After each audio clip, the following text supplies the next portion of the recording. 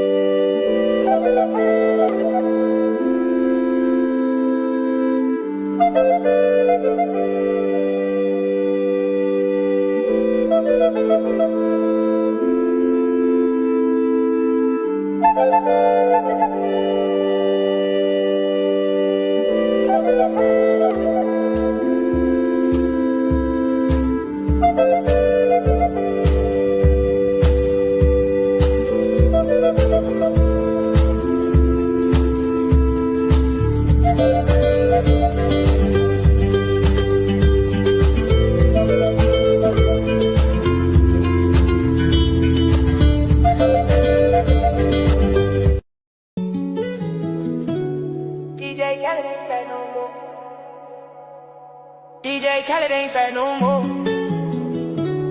DJ Khaled ain't fat no more. DJ Khaled ain't fat no more.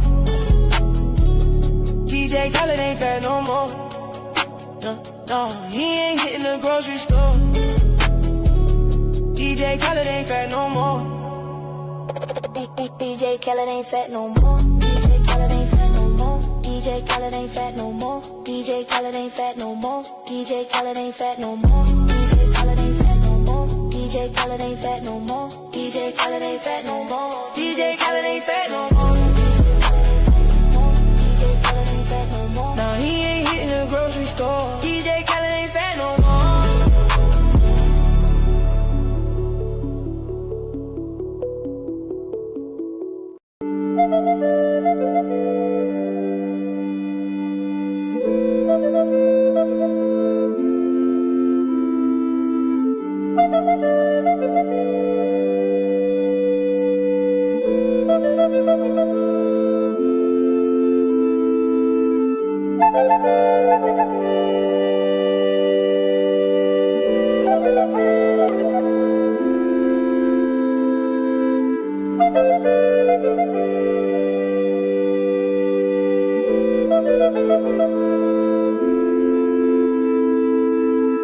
Look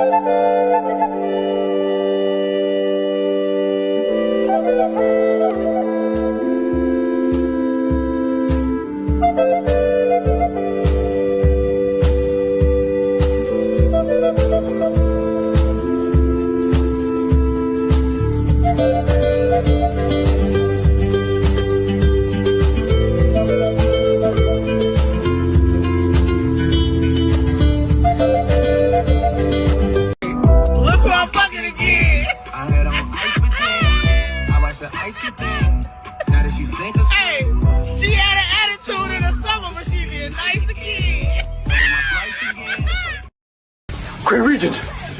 Grand Regent, this planet is fucking sick, Grand Regent! Grand Regent, come in, please stay. Please. They have motorcycles here, Grand Regent. Motorcycles. Have you ever tried a cigarette, Grand Regent? Oh my god, Grand Regent, they're so good. I'm up to 3 packs a day. Grand Regent, they have goth daddies and Latinas here, Grand Regent. Please, can we stay? Please, Grand Regent. Grand Regent. Come home, Nolan. Come home, and all will be forgiven. You can be having a bad day as a man, everything can be going wrong. You know, them type of days happen, and your girl would say shit like, well, do you want me to come see you? Bitch, no. I said I'm having a bad day. You want this shit to get worse? Don't nobody ruin a day or make a day worse like your girlfriend, bro. Put me around some bitches that I'm not even supposed to be around. That's what's gonna make my day better. Hoes, vibes. That's what makes me feel better as a man. Why the fuck would I want to be around somebody that makes me miserable? I don't understand, bro. It's a lot of things that can piss you off out here. And there's a lot of things that can make a good day go bad and a bad day go worse. And it's that girlfriend. I love her, but I don't like her. If I'm having a bad day, the last thing I want to see is my girlfriend. I want to see some bitches I'm not supposed to be around. God, look at your creation. He's healing. He's making peace with his trauma. He's doing so good. Good. Very good. We really saved this guy's life. Send him a big booty goth girl. What? Give her 5,000 followers and a love for anime. But God, that would kill him. Make sure she has daddy issues. No. Mommy issues. Now that's interesting.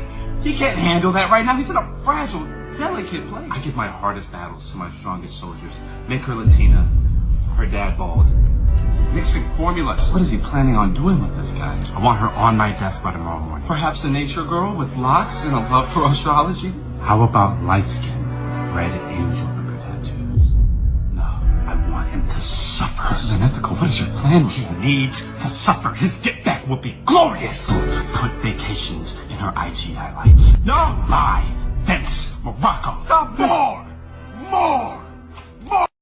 Black gold in me, and mama got that big chin and big toes. I said, look, ain't nothing wrong with big toe woman. No, wait, hold on. A lot of times I make jokes, you know, you know, I'm not trying to say anything bad about your mom or anything like that. But my point is, it's good. If you're a strategist, you got to look at certain things. You got to look at the ankles. You know, if a woman's 6 foot, 5'9", she got fat ankles, you got to be a little careful because she may not be real swift. Usually when the ankle is tight, you ever seen an old woman like 60 years old in the mall or in the store walking, and you look at them ankles, they look real tight. She could, when she was young, she can pick them up and put them down. You see? So you got to look at stuff like that. You got to look at the hands when they're walking. Are the hands facing like this or are they like this? This is like Cro-Magnon look. They're good for linemen if you want a lineman. No, you got to look at it. Watch how people walk. Some people walk like this, and some people's hands are like gorillas. And it's not bad, but you got to know what you work with. I've never. You got to tell me that. I got to pro. What do you say? Pro. When they walk. What is it? What do you mean, pro magnum? Cro-Magnums.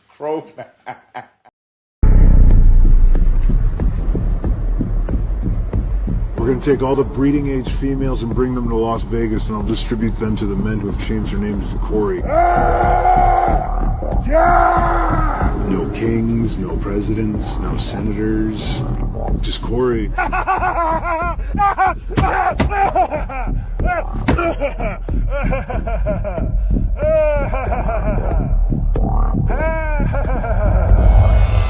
need to sleep. I don't use currency. I'm not a part of this time. I used to be 2 Corys, now I'm 1. Oh. What are you guys into? What do you do? We're tech. Oh, yeah. That's all going away. Currency, everything. We're going to flip into a new society. What do you do? I'm outside of space and time. Change your name to Corey. After that, you will be executed. If you don't change your name to Corey in 3 months, you're going to be executed.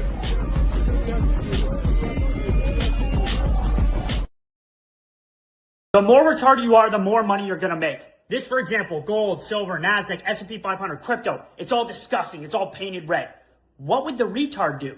The retard looks at this and goes, throw it all in. All the chips, throw the house at it. This is the perfect opportunity. The investors sitting there, they're like, no, maybe we should keep our hands off. The market kind of looks a little shaky. Fuck you, dude. Checkmate. End of 2026. Who made more money? The retard or the investor that played it safe? The retard wins every time. Every single fucking time.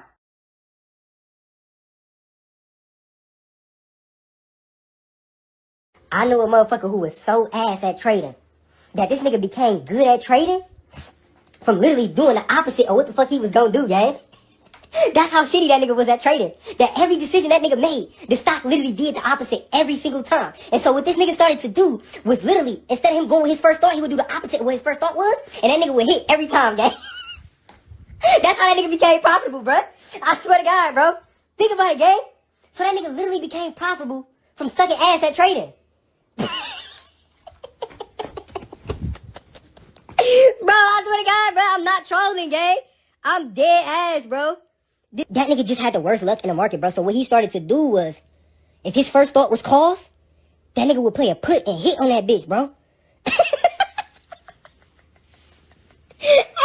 That nigga ran it up off that shit, bro. I swear to God, to this day. To this day, bro, that nigga is a beast at trading from sucking ass, bro. Hey! Nobody knows about that fucking degenerate life when you're fucking down 40,000 and you battle the fuck back. You say, you know what? You know what? I'm a fucking strong, independent man. And you're not gonna tell me I should go to bed. I'm gonna battle the fuck back. And I'm gonna fucking get my money back. And guess what? I got my motherfucking money back. That's right. Asset. Well, Bitcoin's the best crypto asset. Okay. What's the second best? There is no second best. There's no second best crypto asset. There's a crypto asset. It's called Bitcoin, right? Right? There's no second best. Okay. But take all your money, buy Bitcoin. Then take all your time, figure out how to borrow more money to buy more Bitcoin. Then take all your time and figure out what you can sell to buy Bitcoin. And if you absolutely love the thing that you don't want to sell it, go mortgage your house and buy Bitcoin with it. And if you've got a business that you love because your family works for the business, it's in your family for 37 years, and you can't bear to sell it, mortgage it, finance it, and convert the proceeds into the hardest money on earth.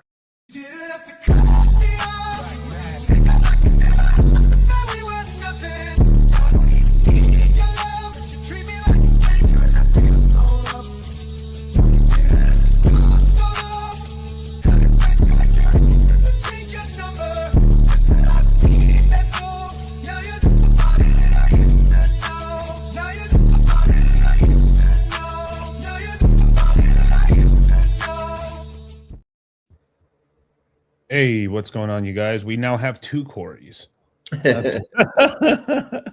Welcome to Moongang 223. What to buy? There's a whole lot of things to buy, so little time. I am joined by Charlie from Cultivate Crypto. What's going on? What is going on? I just remembered last night we put another little birdie in the Q3 chat, and that one's already up. Yep.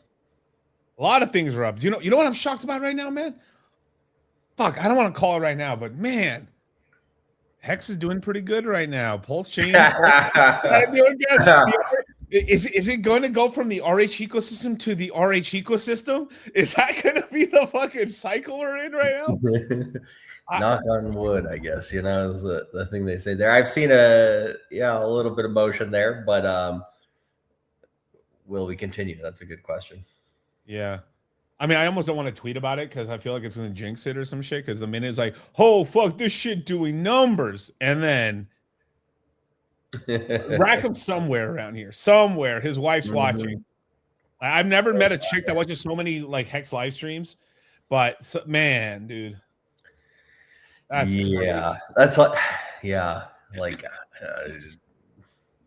Rackham's like, what, you know, that song by Metallica, Seek and Destroy. It's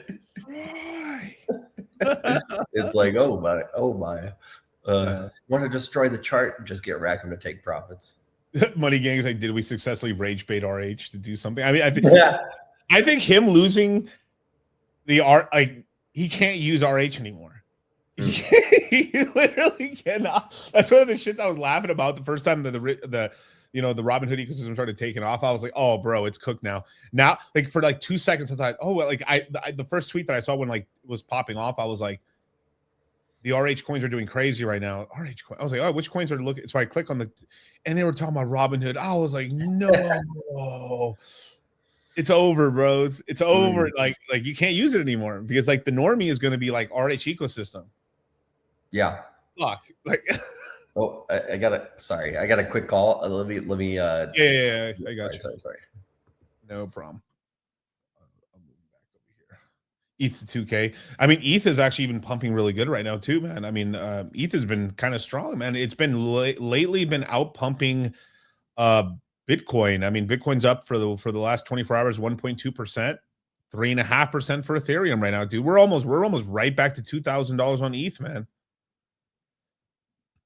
Holy Charlie, he got the call, bro. That's right. He got the call, man. I think some of you guys need this call. Look, Clarence, mate, it doesn't matter how many times we get beat down. What matters is that we get the fuck up and we keep fucking trying. You're right, Donny. Now, who the fuck are you, mate?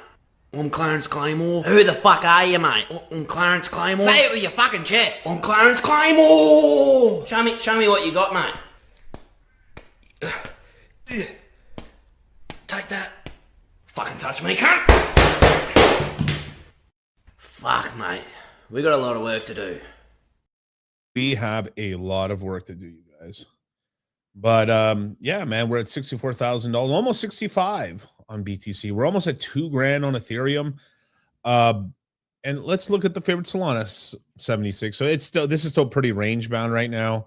Obviously, I think the RH ecosystem is taking a lot of this because if right now Solana, if I think if the RH ecosystem didn't launch, Solana would probably be in the mid 80s right now, trying to break out to like probably like $89. You know, it's $90.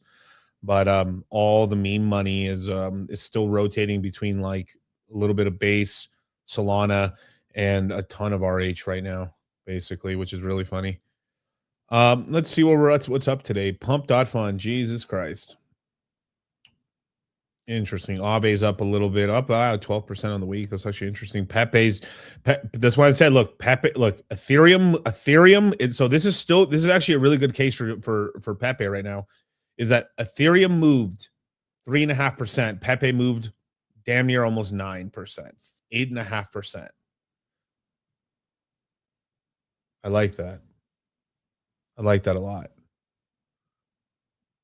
Very interesting. But rapid on changes, right? Wednesday will be an interesting to see if the rates will be cut or not. I know. And just to see the data and to see the extra, like to see like his task force, the 5 task force he created on economic data to see if how much they're cooking the numbers, man. Because I think they're cooking the numbers. I mean, basically we're officially the Federal Reserve's official rate now is 2.9 and below. It doesn't matter. So that means like they effectively they're okay with a 3% inflation rate now instead of 2% historically. 50% increase. Like 2 to 3 doesn't sound large, but it actually it's a 50% increase in inflation. It's actually massive, actually. Pretty crazy, man. And obviously we got a little bit of Ondo here as well, doing okay. I mean, some of these coins actually popped off pretty good. I mean, let me look on the 7 days. I mean, this is dog shit. I mean, dog shit. Shiba Inu somehow is moving, which is kind of crazy. Venice is up quite a lot. I mean, I remember this was like at literally like $11 to $10. It's up to like damn near like $13.50. That's actually fucking crazy. Shout to Ondo's up quite a lot, but there's a lot of kind of RWA deals going on right now, so Ondo might actually finally move. But yeah, if the interest rates stay the same, I think that'll kind of cool things off a little bit by Wednesday. But man, if they lower rates, man, oh my god, Alaska Jack's right, man. Like the Iran war does need to end. They just need to come to some fucking deal or something. But you know, is you real doesn't want that basically. Yeah, it won't until the Strait of Hormuz is free of passage, or the U.S. will back down, which they won't. Yeah, pretty much. I mean, I think they're going to go to a toll system. On like, I think that's going to end up what's going to end up happening, basically. Athena, that's pretty dog shit. Athena's pretty dog shit. So it's like this fucking hash. What the fuck? Stable. I mean, stable's a little interesting, a little bit, but just let's see what's doing really bad. Zcash. I mean, yeah, it was at least with Zcash, it kind of reclaimed back above $500, but there's a lot of bets going back and forth whether there's more Zcash than there should be right now from their shielded pool. It will be interesting to find out on the 28th, which is Tuesday. In 2 days, we will find out if basically that the hardwood update, whether Zcash printed any tokens. If they printed anything like if it's like 100,000 or less or something like that, I think it'll be a blip. But if there's 1 million, 2-3 million tokens, what's the supply of Zcash again? Oh, Zcash is having an update. It's having essentially a hard fork on. What's their supply though?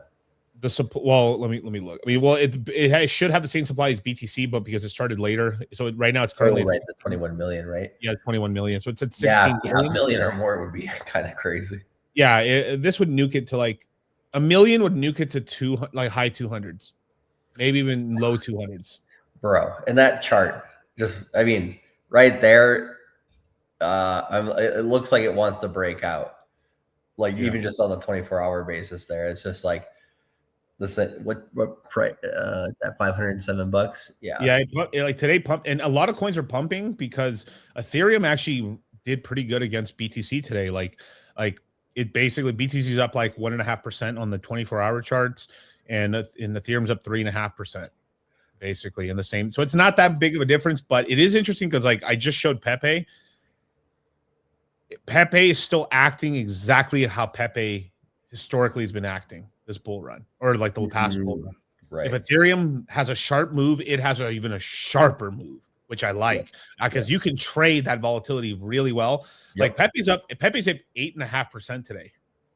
Nice. Versus 3.5% for Ethereum. I like that. Like that's why I like Pepe. I mean, this is one thing that I mean, we'll be talking about more in the course, but this is things I looked at. Are coins acting like they're supposed to be acting, how they historically act, or have they changed? Pepe's still acting very reactive to Ethereum. That means that I think within 3-4 months, there's enough evidence to basically say that, like, oh yeah, man, we're basically going to have another fucking rocket off bull run for fucking Pepe again. Especially if this cycle, like, we've been leaning more towards Ethereum's going to have a lot stronger of a cycle. I mean, look at the staking data. Like, literally, like, you could instantly unstake your Ethereum right now. There's no queue at all. Then there's a 43-day wait to be a validator. So like you're almost forced to be on someone else's validator if you're a normal person, like you're jumping into a rocket pool, or you're staking your Ethereum with Coinbase or a third party, because it's like, fuck, if you try to do it yourself, like you have to wait a month and a half to get in the pool. That's insane. Pool's closed, bro. Pool's closed. Go. So you went from the 24-hour to 1 month. Now go to the 3 month. Sure. Okay. Yeah. And then go to the year to date. Okay. And then go to the max. Or let's do 1 year. Yeah. Okay. 1 second. It's got to reload. The way that I look at this chart is almost every single time frame there looks constructive, meaning, it's in a consolidation accumulation range. like you said, the only thing that could go wrong. What a phrase to have in crypto, right? But the only thing that could go wrong, right, is the inflation bug. If that's not the case, then I think it's actually in a very very, very good consolidation. So I know once you get past about 710 to 750 on Zcash, then the next price targets are basically 1,000 and 1,400. So under 500 or right around 500 is pretty good. If it goes below 400, then it starts getting what do you call it? Some support areas reenacted, but that would only happen if it did have any sort of negative inflation. So we'll see what ends up happening here in the next few days, but it's looking like the setup is good, which I mean, you can't go too much with assuming inside information, but a lot of the times when there's enough people like in this coin that have tons of inside information, you would think if it was negative, it would already be seeing that, and it doesn't seem like it is. So I'll say I'll be cautiously optimistic and say it looks like it wants to run. It's just a matter of will they let it? Yeah. Let me look if there's anything for Zcash on Polymarket. Okay. They have it at a 15% chance that the pool was exploited right now. That's not that bad. I mean, for crypto odds, that's pretty good. Yeah, there's not a lot of money on here though. The volume is like 24 grand, so it's not. It's a small pool. Where's the teleprompter guy when we need him to put down 100K, man? I know, right? Here's some interesting one. What price will Zcash hit in 2026? Here, let me share this. Actually, this is actually really good. I actually believe it can hit $900 this year. If there's no inflation, if the inflation bug's like Gucci, if the inflation bug's not there, 1,000 is within reach this year.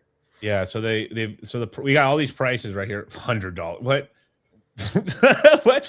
$800, 900, 1,000, 1,100. Basically. To be honest, if I'm a betting man, right? I'm going with what's the difference between 1,000 and 1,100? Nothing. There's no difference. So I'd bet on the 1,000. 1,000 or the 1,100? 1,000. Yeah. Sorry, I mean the 1,100. Yeah, the 1,100 would basically give you, 5.2x on your money, basically, on whatever you bet. So you're saying take $1,000, put it on Zcash spot, and then take about 300 and put it on that. 1,500. Yeah, obviously, but let's see. Interesting. Yeah, because the difference of it hitting a 900, 1,000, 1,100, maybe it could hit 900 and then get some resistance and come back down. But once it breaks 750, the next target is 1,400. So, and usually when you go towards a target, it happens relatively quick. So, personally, I don't see much of a difference between any of those numbers except for the odds, and the odds only get better the higher it goes there, and the targets beyond those. So I'd go with the that 11% one at 1,100. Oh my God! Will Satoshi move any Bitcoin in 2026? That's like what is that paying? Yeah, I was like, if you say no, how much do you make? Like it's like a guaranteed bet that he won't. So yeah, so it's like you're making $5 on $100 or something like that. So how much volume do you need to do on that to make anything worthwhile? I mean, probably 100 grand. Shit. Yeah, like 100 grand to make 2 G's. It's like Oh, I didn't watch a coin moves. Oh my God! All for 2%.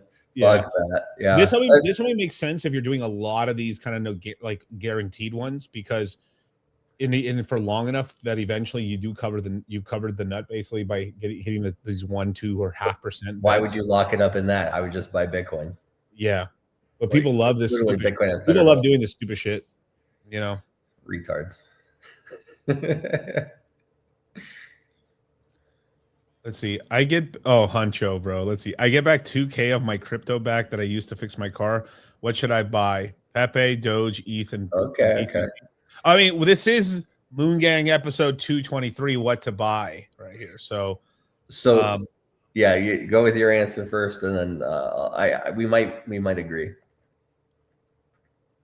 I mean, obviously, like buying some ETH and Bitcoin. I mean, half of it should just go to ETH and Bitcoin, and I mean, there is a case you could actually just do like 500 each, and that's pretty good actually because you got Pepe, Doge, ETH, BTC. But if you're trying to maximize, really, like I'd probably just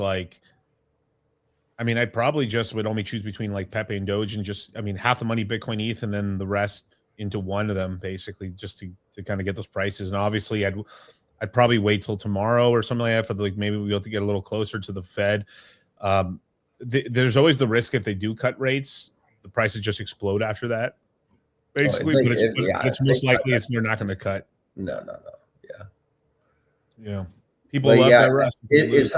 I think Huncho is Cordarius, but I'm not sure. But basically, there was a guy named Cordarius who has been trying to accumulate one full Bitcoin. And I would say if it's I forget if it's the same guy or not, but I don't know how much percentage of the bag that is. But to be honest, like let's say, for example, it's the same guy. Yep. So if let's say he is 50% of the way towards his full one Bitcoin, right? So he has 30,000 in crypto, and he's just putting in another 2K. I mean, I don't want to, promote degeneracy necessarily, but as we were saying before, with Pepe being very correlated to Ethereum, ride the fast one a little bit. I wouldn't be opposed to, just going in on Pepe and letting that ride, and then taking profits out in ETH, a little bit. So it's like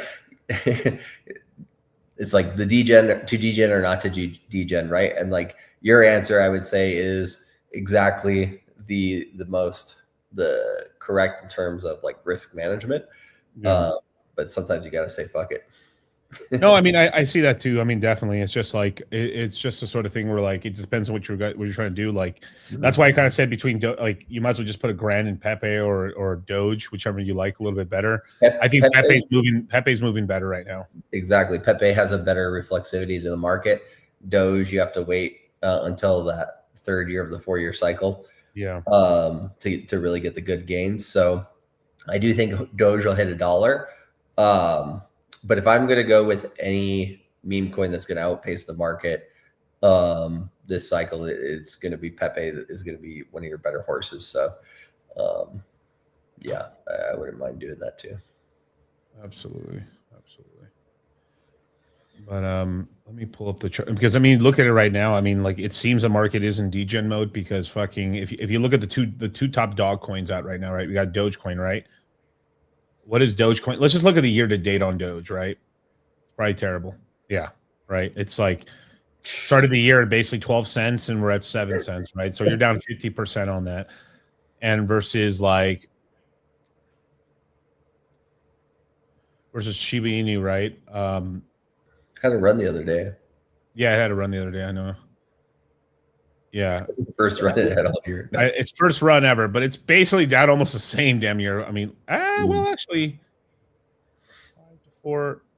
It hasn't dropped much, but I mean, I guess if you count from here, right, from like 9, it dropped to 4, so it lost a pretty good amount. It lost like basically where like Doge was probably down 40%. This was down 60, basically, going from 9 to 4 versus like.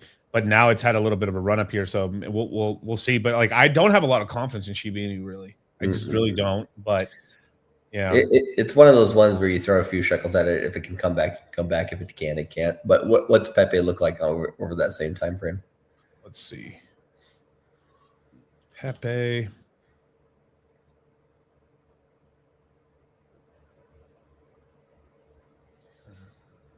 There we go. What did it drop from? Let me put it in market cap so we can kind of tell a little bit. 1.6. Let's just count it from the top. I mean, 3 billion down to 9. So 66%. So something comparable to a SHIB basically. But yeah, but it had much more of a kind of a like steady Eddie ride versus it like the drops. But that's if you Tron's probably the safest bet, to be honest. Yeah, right. Actually, let me look at Tron. Actually,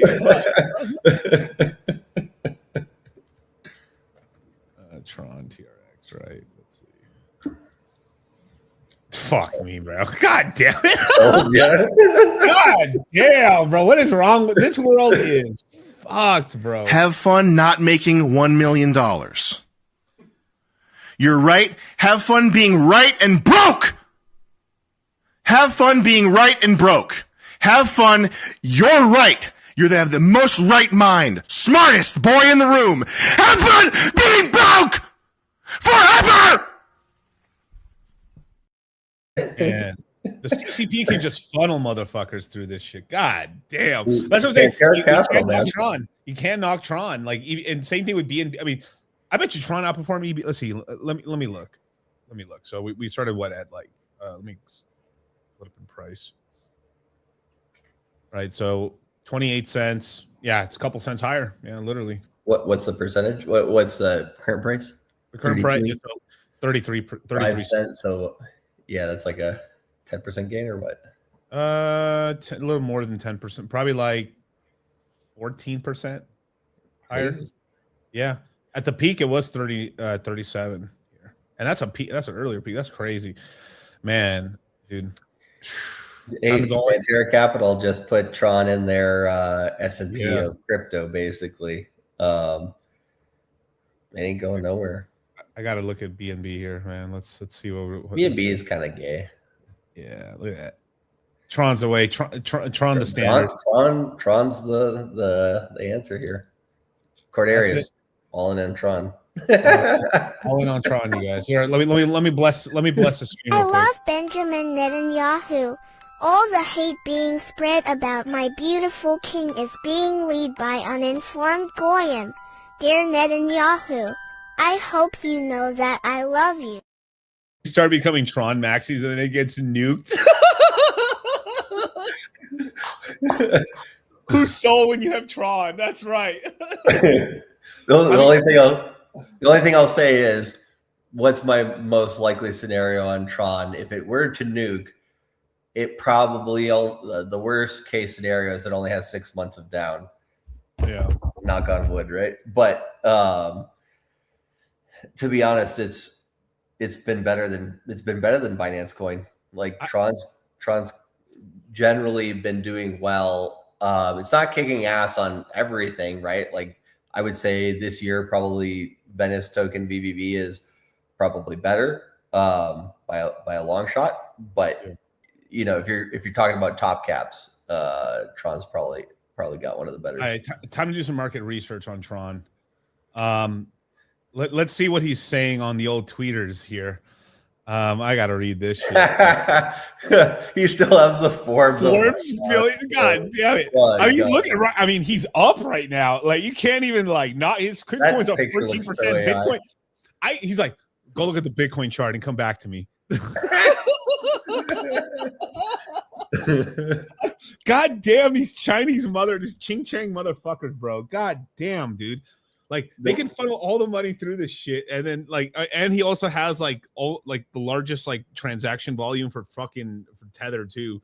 God damn, bro. Yeah. I mean, all the OTC Chinese players basically do Tron. There was the craziest like little story in crypto last cycle or the cycle before. I can't remember. Was there's a little town on the border of northern China and Russia that has a shopping mall. Yes, I remember. Happens to be like in both countries. Yeah.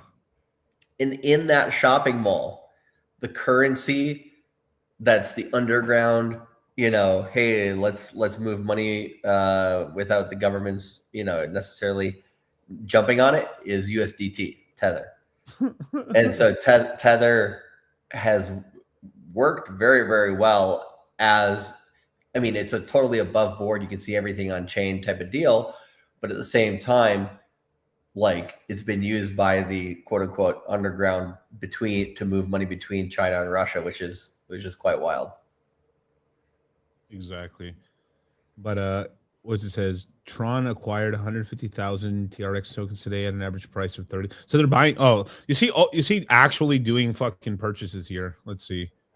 Further increasing its TRX strategies, treasury holdings to more than 706 million tokens in total. The company aims to further grow its Tron DAT holdings to enhance long-term shareholder value. Whatever.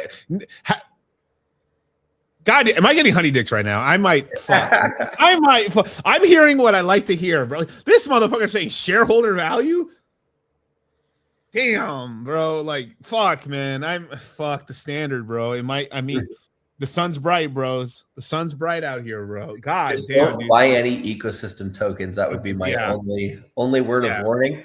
Tron is the most degen you can get with it. Do not go into any, there's Justin, there's Sun token, there's all these fucking retarded ass Tron tokens. Tron itself is retarded enough. Like if you're gonna go and be like, I want some of that Chinese funny money, cool. Just don't go any more simple jack than this one. Just keep this at the cusp, right? I mean, Charlie, I'm about to show you a chart, bro. Look at this chart, bro. It's just up and to the right. Woo! God damn, bro. I've been fading too. I let my racism go, bro, for money, bro. Enough's enough, bro. Like enough's enough, bro. Enough's enough, bro. Pure. I think your fans are gonna love this. No, they are. They are, because they don't get to see me like this all the time. Yeah. DJ Khaled ain't fat no You know more. what I'm saying? I told you in the studio, this the no filter count. They think this shit is normal. It's not. It takes a lot of hard work. So I decided, you know what I mean? Okay. No, he ain't hitting the grocery store. They don't believe in us, huh? God did. God believed in Tron. God believed in Justin, bro. Well, I mean, he did book the Omnia a few times here in Vegas, and to be honest, I mean, Charlie, look at this, man. I don't think I know a Justin in my life that isn't winning. Look, Justin Sun, Justin Waller. It's a short list, but it's winning. To be honest, shit. Fuck Kevin's. Justin's are way better. I can go with that logic. Yeah, I can go with the logic too, bro. I mean, Justin Waller winning, Justin Sun winning.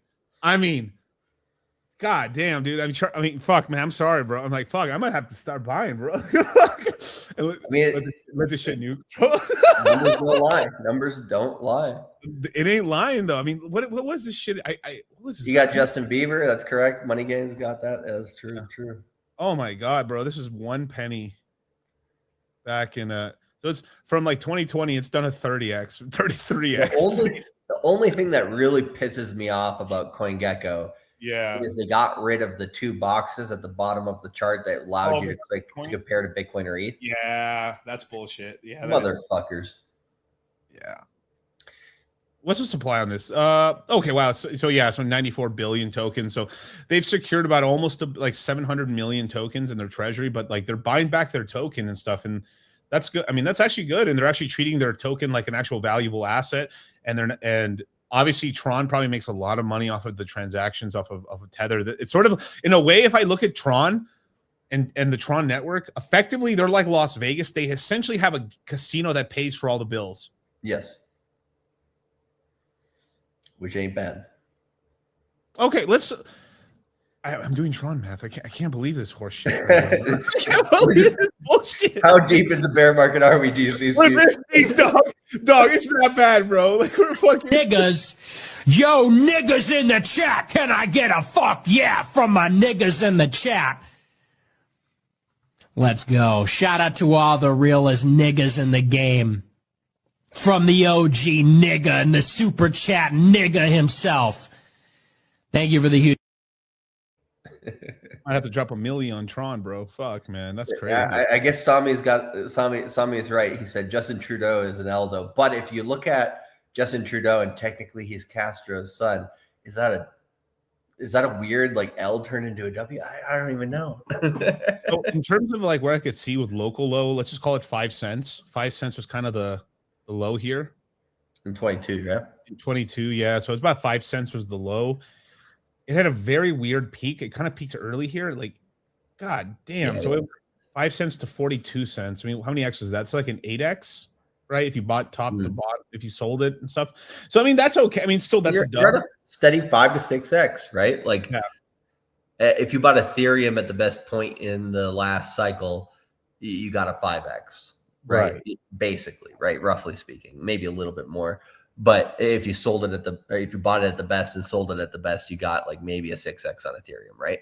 So having, the coin have this much fluctuation, you're still on a pretty solid, 5, 6X, like, that's not too bad. But yeah, you're not going to outpace most of the market with this all the time, but like you will. The dollar amount will keep going up in the account. You'll keep gains. You outpace inflation. You'll probably outpace Bitcoin and Ethereum, or at least match it.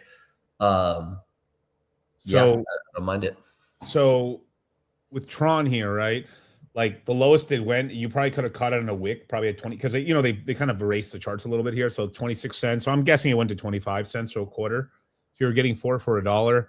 Let's just take an 8X again. Where does that put it at? Puts it at from 25 cents. What does that put Tron at $2 a cycle? What's it? It's all-time high. It's all time. Oh, actually, that's a great question, actually. Any day now. Yeah, it was this. It was this right here. I mean, let's look at it. So it all-time high this cycle at 43 cents. 43 cents. So like if it can do the same, let's do a little more experimentation. Let's go from 2019, because this let's go to like 20. Let's go to like here to like 21. Let me fix this up. Right here, 2020. Oh, that's a good benchmark. Yeah. Yeah, let's look where it dropped out from. So 4 cents, almost 5 cents right here. Yeah, so it did. Wow, it actually went lower. It actually went lower in this.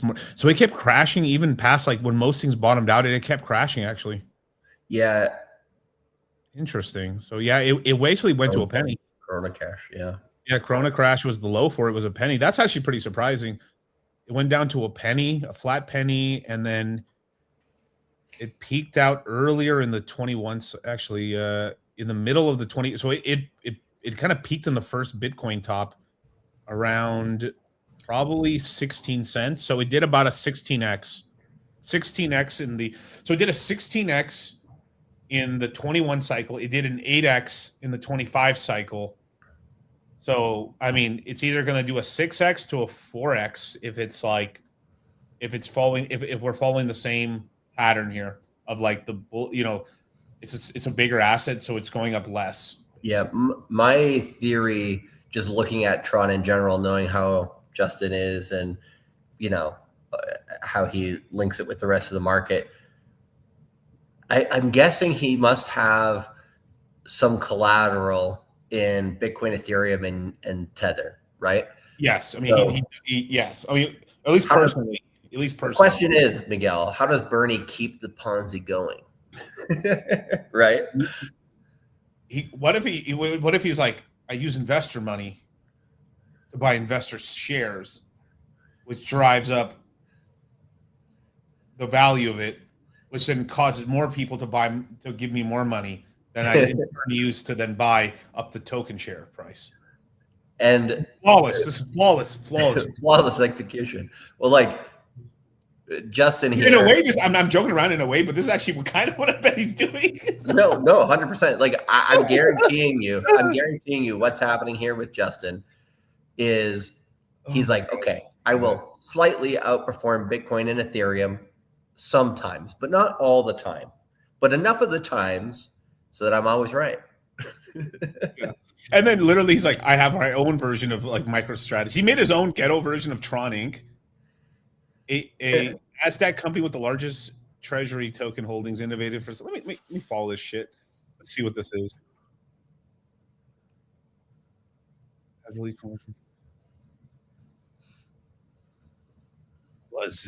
You know it's bad in a bear market where you're like, Tron is kicking ass, taking names.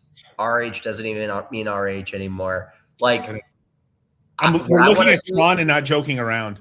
Yeah, exactly. What I want to see is, I want to see on Crypto Banter, I want to see Alex Mashinsky, Richard Hart, and Justin Sun full debate, because nobody can say, like, what do you call it, from a ethical perspective that any of these three people are better or worse than each other, but they can try to argue that against each other. Yeah. I mean, I would say the shareholders, or actually the token holders of Tron, would say otherwise. The token holders of Tron would probably be like, to be honest, yeah, you guys thought Mashinsky was better. You guys thought Richard Hart was better. You guys thought all these motherfuckers were being, more. The one guy that admitted on camera drunk that his token was a fucking shitcoin is the one that's still here today. It's still running. Dude, you got to find that video. It was him, and it was Justin Sun with what was that guy's name? He's a Bitcoin maxi. No, not Peter. Yeah, it was it was fucking that fucking, he's a cunt too. Yeah, the guy with the website. Yeah, he used to ride around in a black. This is gonna bother me. I know, it's fucking idiotic. This motherfucker. Richard Hart used to be Son, buy my shitcoin is what I'm gonna look up. Peter McCormick. Peter McCormick. I knew it was Peter something. Yeah, Peter McCormick. Yeah, which Richard fucking also made him cry and fucking made him look retarded. He is retarded, but still. Yeah. At this point, you could probably clap back pretty good. Gasless tether transactions on Tron have grown from near zero to almost 3 billion a week. Oh, I got the video, mother. You got it. Oh, okay. Share this. Sending this shit to you right now. Yeah. This is classic.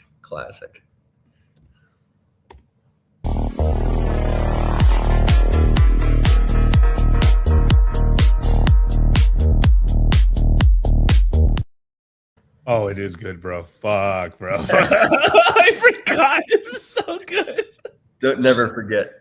Never fucking forget. Oh, fuck, man. This is gonna be so good. 1 second. Oh, there's no volume? Is there no audio? Oh, okay. Let me go down. Today? Buy my shitcoin. Is Tron a valid coin or a shitcoin? Shitcoin. Why is it a shitcoin? But still more legit than Ethereum. I don't know why. But it's a shitcoin. I agree. Buy his shitcoin. Buy his shitcoin. Buy my shitcoin, Charlie. Yeah, buy my shitcoin. Why should you buy that shitcoin? Because it is Ethereum killer. Fucking LOL, bro. You see, me and Charlie never forget, bro. We don't forget, bro. Like, also, that's fucked up too in a way. Like they got him drunk. Well, obviously, I know he's drinking, but like they got him drunk here and just to say some wild shit. And he's like, it's also the same thing too. The people who are the biggest scammers in lending and borrowing on crypto, which is a high bar, very high bar. Nexo is still here today. How? Woo! What? Like, I'm just like, at some point, we're like, yeah, we're scammers, bro. We're scammers, bro, and we'll be here forever. And my shitcoin. Is Tron a valid coin or a shitcoin? Shitcoin. Why is it a shitcoin? But still more legit than Ethereum. I don't know why. But it's a shitcoin. I agree. Buy his shitcoin. Buy his shitcoin. Buy it immediately. Yeah, buy his shitcoin. What? Okay, and when was this video? When do you think this video was, Charlie? My guess would be, if I'm gonna 20 it was between 2019 and the end of 2020. It was before 21 cycle, I think. So if it was before the 21 cycle, that means since that video, this fucking token has 33x. Yeah, I mean that video in particular is 6 years. So when I look at all the comments on the video, the most recent comment is, or the oldest common is 6 years ago. So 2020, yeah. The 2020. So let's look at an average price of 2020, right? So it's probably not in January, but like 2 cents, 3 cents. So it's at least, if I'm being extremely mean here, it's fucking 10x. Yeah. At worst. At worst. 15x to fucking a 30x, depending on the time. God damn, man. Shitcoins are the future, bros. Like, I mean, lock in for a nigga. You wondering why you ain't made it to the top and ain't got no motion because you won't lock in. Lock in. Who would have known? I should have never bought Pulse Chain. Just put it all in Tron. Should put it all in Tron, bro. Dude, all in Tron. that kind of kills me, to be honest. I'm like, with how much good information Richard Hart does impart on the cryptoverse when he is active, because he is absolutely right in a lot of things. Keyword active. Keyword active. The keyword active, right? And the thing is Tron's active. Like whenever there's a Las Vegas crypto conference, Tron is buying out Caesars. Like Tron has money. Yeah, Tron has money. Yeah, they have. They're not like Justin Sun. Yeah, he may. It's like one of those things that, like, at least he's being honest to your face. Yeah. And it might not be the way that you want, but Richard Hart, if Richard Hart can't even beat Justin Sun, like, the world is in some weird inverse ratio right now. Like, this is, I don't know what timeline we're on, Miguel, but damn. I'll say this though. One guy that didn't lose any money on 1010? Tron. Yep. Can I tell you one person who hasn't lost any money in the Trump ecosystem? Justin Sun. He actually made money. If you think he didn't short, if you think he didn't short the Trump meme coin and World Liberty Fi after he dumped his supply, you guys are fucking crazy. Like, you guys are fucking crazy. Like, Justin started the dump, technically. Yeah. As soon as the Chinese overlords told him, you need to get the fuck out, he dumped his shares, his locked token shares, which I think is illegal, by the way, onto Bitfinex, onto Bitfinex, got all the money he ever put into it out, and probably shorted the fuck out of USD1 and everything else on there. Fuck. As a matter of fact, I should look at the chart. I have the chart right in front of me. Let me look. Let's see. When did it happen? Okay, 2025. Let's go 2025 to now, right? Where's October? Right? Like October, right? So it dumped down a little bit, right? It's gone down a penny. Gone down. Like, what are we talking? Like, look at this. We're back. He didn't lose a step. He gained all the money back. What the fuck? Dude, best stable coin. Best shitcoin. Motherfucker. Shout out Justin. Oh my. Oh, I ain't playing with you, bitch. This ain't no fucking game, ho. Southside players, we in the pitch for real. We some Southside cheese. I mean, I can't deny, bro. Game is game, ball is ball, bro. Like, this is incredible. Numbers don't lie. Numbers don't fucking lie. All this and more in the Crypto Mindset course, Q3, baby. Like, fuck, man. I'm about to become a Tron maxi. This is dangerous. This is dangerous, bro. Look, this is the shit we talk about. Look, me and Charlie were laughing in the background when we were like, I think Solana's coming back. It looked, you guys don't understand, in the last bear market in 22, in the summer, bro, it was like, oh, this shit's going to zero. I saw complete DeFi meltdown to zero. Like, it was almost unusable. In Q3 of 2022, Solana was almost unusable. Almost unusable, bro. And we're joking around in the background, and we're like, fuck, I think this thing's coming back. I think it might have a shot. And we were right. We were 100% right. Fuck, man. Like, these things where we laugh, but like, we have sometimes to laugh at how fucking hilarious the situation is. That's crypto, and just go like, but this is, do I hate money? No, let's go. Yeah, absolutely. So, like, what would I cringe more at putting money into, Ripple or Tron? Ripple, to be honest. Ripple, yeah, like yeah. to be after looking at all these stats, I'd feel comfy putting my money in Tron. I've never bought Tron for my fucking life. Me neither. I don't think I've ever. I just might. I just fucking might. No, I lied. I bought Tron one time in the bear market on Binance, but I'd sold it. So like it was no money back then too. Like Yeah, I mean, maybe I bought plenty of BNB. I traded. I was happy trader of BNB in the early 2018. That made me a Tron's lot on the of money. official CMC list now, you guys. Tron's officially like we have to gild it now. Like I mean, it's on the list now, bro. It's goated. It's goated. Yeah. Now, dude, the $20 heat, man. That was all my money.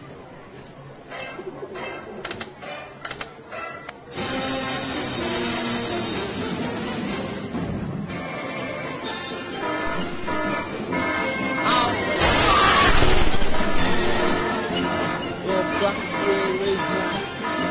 Holy fuck. Holy fuck! Stop yelling at me. Daddy's got the fucking sugar now. We got the fucking sugar now, man. Shit. Yeah. I mean, I fumbled no back. I mean, look, let's be honest. Like between Tron and Hex in 21, like when the founders were active, Hex completely ass raped Tron. Yes. Like in all stats, absolute desecration, decimation. So, but what happened? Founder fucked off. Token no good. Sorry. I mean, but right now it looks like Hex is making a bottom and shit. So I'm like, hey, that's great for me, man. I still got my bags and shit, man. I still have stakes coming out, bro. I'm happy as a fucking if Hex comes back this cycle, I'm happy as a motherfucker, man. Fuck yeah, man. Absolutely. But you know, I don't let one ecosystem ruin my bull market. This is a lesson we have taught our guys, and they haven't believed us, and I think now they believe us. I think people finally fucking believe. You know, you get slapped up for one entire fucking bull run, and people are like, hey, my crypto guys are making a lot of sense right now. Yeah, I mean, allegiances go to the winner. Yeah, I mean, I have joked around. I've joked around about this, but watch. There's going to be a cycle where BTC doesn't do shit. Let's see how many maxis survive. Woo! I've been waiting for this for a long time. There might be a cycle where BTC doesn't really do fuck shit. Doesn't do anything. It might be like you look at it over a full bull run, and it's up like 50%, which is nothing. You know, like what if it's like 300,000? It goes to 300. I mean, the number is big, but in percentage gains, it's no money. It's like what if it goes 350 to fucking 550? That's the bull run for it. Or maybe like 1 million to like $500,000, $1.5 million, which is so incredible. That's absolutely going to happen at one point. Yeah. And people are going to say, yeah, Bitcoin, bro, but you're not going to get rich out. And like those videos of like, you're not going to get rich out of Bitcoin might be right. Temporarily. They will absolutely be right. Like, let's say, yeah, you're like, you maybe get like a 50%, 80% increase over one full cycle. But like Ethereum is just catching up like crazy, right? Like, yeah, or the other one, or maybe the third player or the fourth player. You don't know, like there'll still be it's still because the market, if BTC goes up 50% at $1 million market cap, that'll be 20 trillion at $1 million Bitcoin price, $20 trillion market cap on BTC.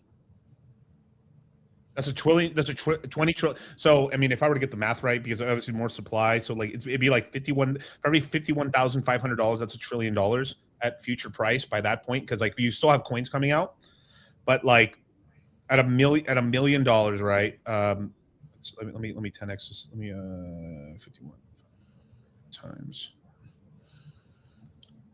Yeah. So basically, yeah. Look, it's at a $51,500 BTC per trillion dollar market cap.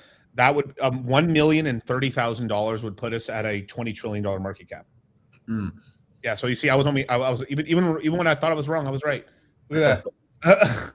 But long term, but like you have to understand, like that will happen. Like even if it takes 15 years for that to happen, you guys, like you're able to buy something for $50,000. It turns like you understand like how crazy like people you know how boomers. Let me put it back on our camera on ourselves real quick. Let me Right here. Okay. People's like, oh, do you fuck? Like, I have heard this almost my entire adult life. People bitching at boomers, right? Which is true. Like, it's not fair. Grandma bought her fucking house for $50,000 and now it's $1 million. That's the same move on Bitcoin. Grandma bought Tron, bro.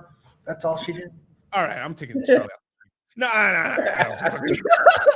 No. But seriously, look at that. Right now, currently, okay, $60,000. Okay, $60,000, right? How long ago? Like, I remember the lady I used to work for back in Monterey. Her family bought an entire street of houses. These houses were like shanty houses. I mean, they were not that great. They literally were $50,000 to $60,000 houses. They were basically houses they rented out to fishermen back in the day.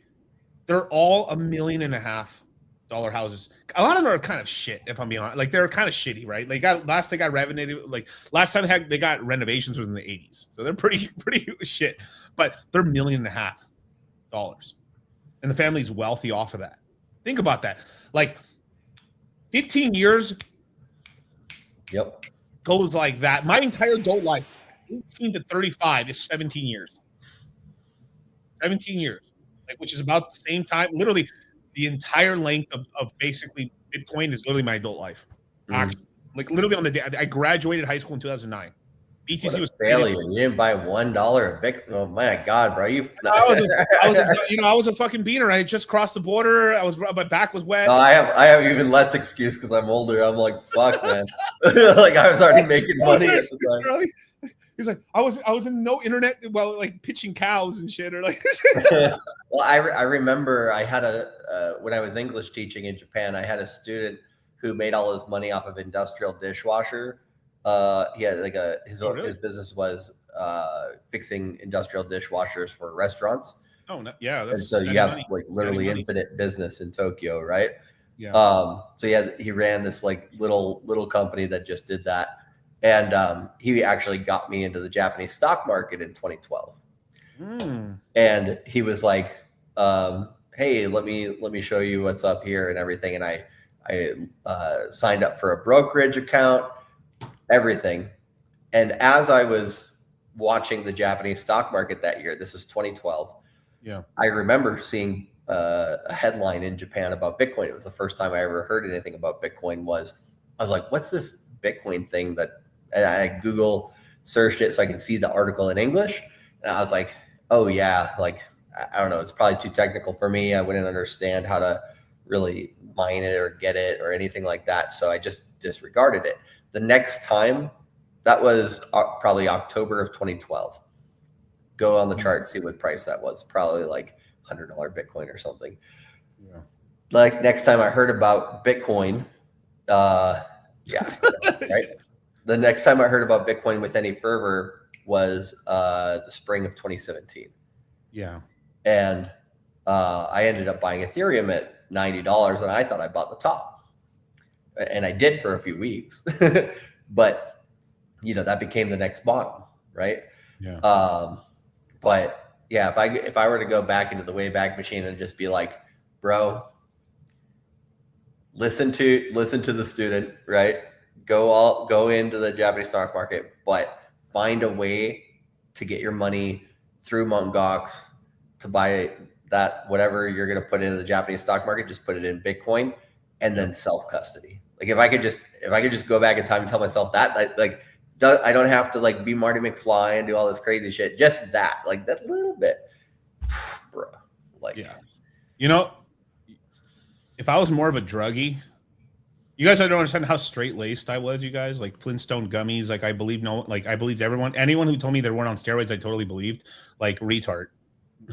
Not like I was very gullible. Very, very gullible growing up and stuff like that. And but if someone told me something, I was like, yeah, I believe that. Obviously, I understand. I could understand what a crook was, but like, I had tried to buy weed on Silk Road.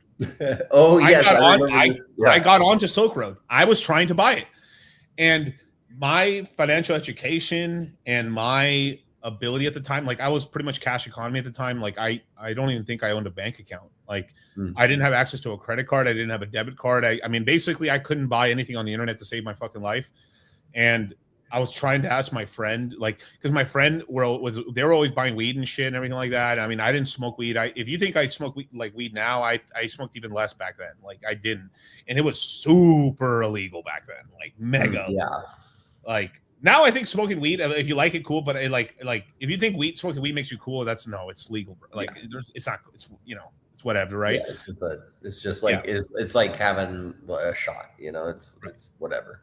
So we had heard from an article, you can buy you can buy weed, like not Bitcoin. No, I didn't hear shit about it. I heard like you can buy weed on the internet. What? Like, and I was tired of dealing with these retarded drug dealers. They were just so retarded. I wasn't even buying. I was just with them in the car sometimes with my buddies and shit, and they were buying some. And like, I was like, man, these dudes are sketchy as fuck, man. And these guys are lame as fuck too. And then like you'd have to drive to them sometimes, and like it was just like the worst customer service ever. And then on top of that, like half the time it's bullshit weed anyway, right? So I was like trying to fix a problem, right? Because this is what I did for my work, is I fixed problems. So I was like, why don't we just buy it off the internet, right? And my buddy was just too much of a chicken shit to lend me his mom's credit card. I was like, I'll give you the money. I was like, literally, I'll buy $100 worth. I'll give you $200. I was giving him even double the money, and he said no. And knowing I was like, whoa, this Bitcoin, because I was literally like, wow, I can like buy. I was like, there's basically like I remember the price. I'm trying to remember the prices back then. What year was it? 2011 or 2012. Oh yeah, probably sub 100 for sure. Yeah, but basically, and since I said no, I just let it go, and then that was it. That was it, right? And if I had just a little, like, if I was just like, that's what I'm saying. Like, if I would have, if I had my own debit or credit card, I probably would have bought it back then, But so the next time I heard about Bitcoin was 2016, probably January, February, from YouTubers, from the financial, because people were like, yo, you know about this Bitcoin? Bitcoin was just coming out of like its crash, basically. And then people were like, I kept listening to a bunch of these, these stock YouTubers. And every time people would bring it up on a live stream or bring it up on like the video, they were like, oh, dude, this crypto shit's fucking bullshit. Don't get into this. It's not, stocks is the way. And then I just kept like, until eventually, like, it just kept coming up on videos. Eventually, I was like, what the hell is going on over here? And then that's when in the summer of 2016, I was like, I bought a little bit. My brother bought some, and then I just kept watching it. And then I was like, oh, this thing's going crazy. And then like, that's when in like December, I was like, fuck this stock stuff, man. This is stupid. And then I fully, all my DCA money went into crypto, basically, at that point. But I was like, I watched it for a long time. It's so crazy, like the echo effect. Like, if I was much more of a fucking weed head, I probably would have been in Bitcoin since 2012 or some shit. Moral of the story is what I'm hearing for future Michael is get into drugs. No. right drugs, basically. No, yeah. It's one of those things where it's like, yeah, it's just so counterintuitive. You would have never just would have never. It's almost so counterintuitive. It's almost as counterintuitive as Tron itself. I still remember how they were selling it. It took me a minute to remember, but basically they were selling Bitcoin in $80 chunks on the internet. Okay. It was $80 chunks. It wasn't even $100 chunks. It was 80. I don't know why 80 could have been with the price, but I just remember $83. I remember the first time somebody in my family bought Bitcoin. They had to buy it off Craigslist, bro. Like that's how bad it was. That's how hard it was to get Bitcoin back then. Yeah, I'm pretty sure. I mean, if I had a guess, like what was the price in what was Bitcoin's price in 2012? About $100 or lower. Yeah, so that makes sense. The funny thing is, on CoinGecko, if you try to go over Bitcoin's entire history, it only goes back to 2013, and that's like $130 Bitcoin. So probably it was. So I probably was looking at it somewhere probably late 2012. Mm-hmm. That makes sense. Yeah, we were probably looking at it at the exact same time. Like I was in Japan trying to like invest, my $500 of float income that I had per month that I didn't spend. That's and to be honest, that would have made me more excess than a lot of the future money. So. Because I was so into speculation, because like I was playing World of Warcraft back. I knew how to make money digitally. Like World of Warcraft taught me how to make money online. It really did. Like I gold maxed my characters on there. I was always every time I played a video game, it always was to get as rich as fucking possible. Didn't even in Pokemon. I did get pissed off. One thing at Pokemon is like you get all this money and you be wealthy as fuck and you max out your money. Like you basically had infinite money in Pokemon, and then like in the end game, you basically go to the casino and lose all your money in order to win all the prizes on there. That's one of the last things you do to get all like you basically just keep spamming the money button until you basically win everything in the casino, basically. But that's how I've always played it. Some people play the collecting game. Some people like they want to catch everything. I've always played video games about money all the time. Like that's I don't know why, but that's always how my brain's worked forever on every game. Is like I've always tried to maximize the economic part of the game, and obviously, of course, try to play the game and win all the stuff. And it's a tool just to get the best gear. But like that's always something that's always been so enjoyable for me. That's why I guess is why I've always liked Monopoly. I've always liked Monopoly is good. Yeah. I mean, it's kind of funny. I play Fortune Street all the time on my phone. I have like a ripped off like ghetto version of Fortune Street on my iPhone, and it's basically a much more advanced version with stocks and real estate of Monopoly. Basically. Okay, I've never heard that one. Yeah, Nintendo. So there's like non Square Enix versions of it you can buy on Fortune Street. And there's like a Nintendo version that's really good. If you like, I would look up the Runaway guys at Fortune Street. Some guys who play the game. You can basically play it on a Wii version or like an online Wii version, and then you can play people online. It's basically a much funner version of Monopoly because you have the real estate side, and then you can also buy stocks of the real estate street. So you could buy like I don't know what do you call it, but like the blue squares, right? Like it's 2 squares. So you could literally buy the stock earlier than anyone else. And then as soon as one player has it, that asshole is going to try to acquire the other one. And since you can't buy the real estate for some reason, because just luck of the dice, you can't roll over there, you can speculate on them later on, improving that line. And then you can make a ton of money, and that could help you win the game or give you the money and capital you need to then acquire the other properties. And the cool thing is if you land on a property, you can buy them out entirely with cash. Okay. Yeah, so like whatever the price is of the thing, you have to pay 10 times or 5 times the actual cost. So if you land on a property and the property says $233 when you land on the piece, you may end up paying like $1,500 or $1,600 or $1,800, but you can buy the whole thing cash. You can steal property away from people.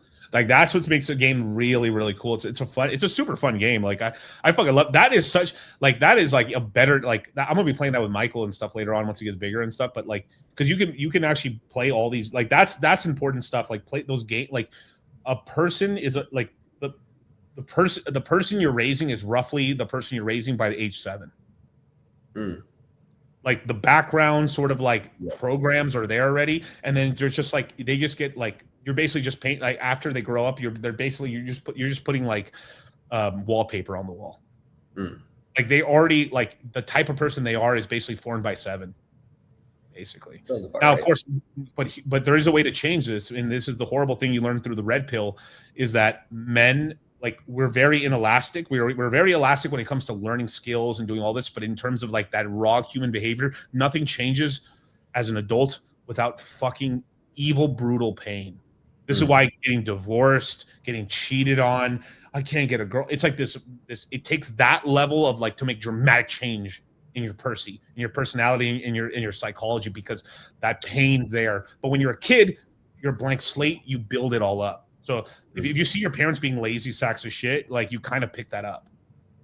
Or like, so that's why I'm trying to like right now I'm gym maxing, and then at 8 I just give it up. Like I just get. But trauma is the one thing as an adult, like you can't teach your dog an old tricks. Yes, you can through pain, horrible pain, but it'll do it to you. Like right now, like there's 2 ways, Western man, right? Choose the path. Which way do you want to go? Right. There's like, you make millions in crypto and you lose it all. You get up and try again. Or do you you're that old guy who says like, oh, I was rich in crypto once, and you were, but fuck that. I'll just try again. Yeah, don't pull a Jesse Livermore. That's for damn sure. Yeah, and but Jesse Livermore did it so many times that he at least 3 times. Like I think he went from 0 to essentially like a Billy, right? Then he went to 0 again, and then he went to a Billy. Then I think he did it one more time, and then and that was during the Depression. Like everybody had gotten poor except for him. I think the crazy story of Jesse Livermore was the day the stock market crashed in 1929. His wife, he had said like, "Hey, just if anything ever happens on the markets or whatever, and I can't be home at the time, just basically take all of the art off the walls and bring it into the bunker in the basement, and we'll at least have that." He came to their house after that whole crazy day. Everybody on Wall Street was like reeling or whatever, and she was like bunkered in with all of his art and stuff with his kids and stuff in there, and she thought he had lost everything. He was like, I became richer. He's like one of the only guys that became richer. It's like a Paul Tudor Jones 1987 story, right? And sometimes getting richer means you didn't lose any money, which just makes you richer because everyone else gets poorer. That's fucked. But he actually made money that day, right? And so it's like, but then I'm like, I forgot the details of like exactly how he fucked it off over that next decade, but probably going leverage long, probably. I mean, it's probably how he went out, But I mean, but also the 30s was the greatest decade in terms of like wealth disparity of all time. Like you had everyone being in soup kitchens and poor, and you had a quarter of the country basically below the poverty line. Like it was insane. I think that fucked with his head too, because he was like, how come he was doing so well when everybody else wasn't? I think maybe he had kind of that what's that called? Like the wealth regret. Survivor's guilt. Right. Yeah. No, absolutely. There's a lot of that. And then you can imagine too, because like there's pictures of like the guys who had because they had the Model T, and then basically they had like an S version of it, like the Model S, basically. They had like the more souped up, like this is the fancy version of the Model T. And guys were like putting up signs in front of Wall Street, $100 and it's yours. Shit like that, and imagine you like guys you would go to like imagine they had probably like billiards clubs back then with cigar lounges and everything like that. And you'd go back there and then, probably people LARPing, they saw a little bit of money and then they're like, hey, man, bro, can I borrow? I mean, I bet you he did give loans to people. I bet you he did. I mean, it's kind of like you're like the last one surviving and then all your friends are gone. Like all your friends are poor. Fuck, man. It's brutal, dude. And, But you also learn this too. Like imagine Jesse Livermore. He went broke 2 times before the 3rd time, right? On the 2nd time he went broke, I bet you he truly remembered, like, fucking no one helped me. No one helped me. He did actually take. I think on the 2nd comeback, he it was like a kind of like a crowdsourcing thing. He had to go beg. This is like I think the humiliation for him, right? He had to go beg. He basically had to panhandle all the people he knew. He's like, I'm good for it. And I'm good at this shit. Yeah. And he's like, just, I'll take $100. Don't worry. I'll get you back, and he had to go crowdsource anything in order to make a comeback. And he did. And then he paid those people off and they became very good, contacts on Wall Street for him too, because they were all connected. So that's also why you don't burn bridges, you guys too. You try not to. You try not to burn bridges because, if shit gets. I mean, hopefully I never have to do that. But you hope that. But it's good to have the option. You can Charlie, please, bro. I'm good for it, dog. Exactly. I don't know, man. I don't know. Well, and I think he just when he was like, okay, I might have to put myself in that spot again. He's like, probably one time was too much to even do that for him, right? Yeah, but, that was a big part of his first come up, or sorry, his second come up was just having to do that. Well, I mean, women are always hypergamous. 2007 says we're women hypergamous. Yes, nothing's changed. This, we are running on the same hardware from 100,000 years ago. Or from the beginning of the Bible, whatever. At least 10,000 years. You can verifiably say the ancient Egyptians versus us. What's the difference? They figured they were smarter to hide their secrets on how they built the fucking pyramids. But I think we've adapted a little bit more to living in cities. But honestly, a lot of us yearn. That whole touch grass crap. And I'll say this one thing: all the people who say touch grass, be outside, let the sun bathe your balls. I never want to look like any of these people. The only thing they got going for them is they're a little skinny, but most of them are fucking ugly motherfuckers. Like, I never want to look like any of these people. Remember, like, when people were like backing up like Liver King ancestral tenets and all this, and the motherfucker was like getting like he was buying like $10,000 growth hormone and doing all this shit and eating liver, and then coming to find he was taking more horse. I mean, he was taking more steroids than a horse, you know, and he looked ugly as fuck too. Like, he survived, which surprisingly, I thought that guy would die from that shit. You know, and you know what really took him down is he went after Joe Rogan. Yeah. Yeah, and then like that's really like you don't go after Joe Rogan. I bet you Joe would have helped him a little bit. Like, hey, bro, like reset your shit, like because it's a good like people want to hear that shit, but at the end of the like this is a verified. It's. I wish it wasn't true. I don't know if I wish it wasn't true. It's nice that it isn't true, but it's like something deep down tells you like yes, if I spend money on grass-fed beef instead of the shit they sell at Walmart, but like. There's a lot of people like a lot of how you look like and how the health markers are just if you're not fat. That's just really the truth of it all. Like you could have two people, one 10% body fat higher, and then one guy that's leaner, that's like 10% body fat, one guy versus 20. And the guy that's 20 is eating grass-fed beef. He's eating everything from Whole Foods, everything like right. And then you got a guy that's eating everything from Walmart. The Walmart guy looks better, and he looks better, and his health markers are better. That's great because like that, I mean that's both horrible and also it's horrible and great at the same time because it doesn't matter how rich you are or poor you are, like it's really just about body fat for the most part. And then as long as you're eating red meat and then you are getting like going outside getting some sun is good for you, vitamin D. But like there's just a lot of marketing and horse shit and everything. But like it's true, like the grass-fed shit does taste a little better. It does taste a little better. It's true. But then also like the meat that tastes the best on the fucking cow is the one with the most fat on it as well.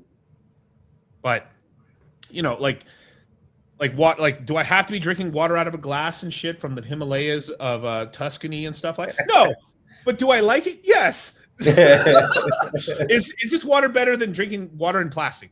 Absolutely.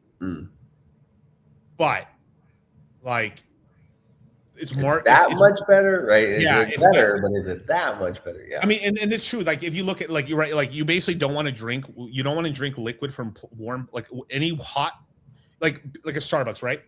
Like this is cold, right? So there's much less leaching and stuff like it should. This would be better if it was glass. You're right, but like it's sort of like it's like counting pennies in front of a freight train, sort of thing, right? Like if the 90-80% of what you're doing is correct and shit, like then later you can optimize for some of this other stuff and everything like that. But like, I mean, I drank fucking bottled water, but like it is bad for it does do some reproductive harm. You don't want to drink hot water from like plastic and shit because it does leach shit.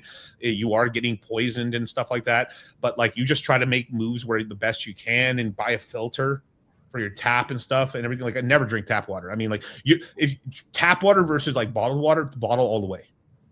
It's not even close, bro. There's so much poisons. Like the water turns you gay. Yes, tap water will probably turn you gay. Like literally, like there's so many. You are drinking. Like there's so many women who are on birth control that are peeing out their birth control and it's going in the water and it doesn't get filtered out all the way. Do you know how many women and men are on SSRIs or on fucking these fucking anti-suicide pills? Basically, they're taking that pee all this shit out and they're peeing and shitting all these drugs out. It's going in the water and it stays in the tap. Yeah, they can't refilter it out. You can't filter it out. The pipes in America and across the world are really, really old. And so there's tons of leaching happening in your tap water too. So this is why the reason bottled water has become such a fucking multi-billion-dollar industry is because we instinctually know, yo, this tap shit ain't good. So this bottle shit's better, and it is better. Yeah. Like, you know. Do you ever remember a guy on 60 Minutes called Andy Rooney? No, I do not. No. So he's like this old curmudgeon-y old guy, right? And like, he would basically be like, why the fuck are you buying bottled water, right? And this is like mid-90s basically, on 60 Minutes, and he'd be like, you're a retard for buying bottled water. You know? But like back then it was kind of true, right? Yeah. But nowadays, like, no, you're 100% right. Like, it's kind of crazy how much has shifted just in the last 30-40 years. Yeah. Does this taste better? Fuck yes, it tastes better. I mean, without a fucking doubt. But when water's cold, I mean, like this is just more better cold.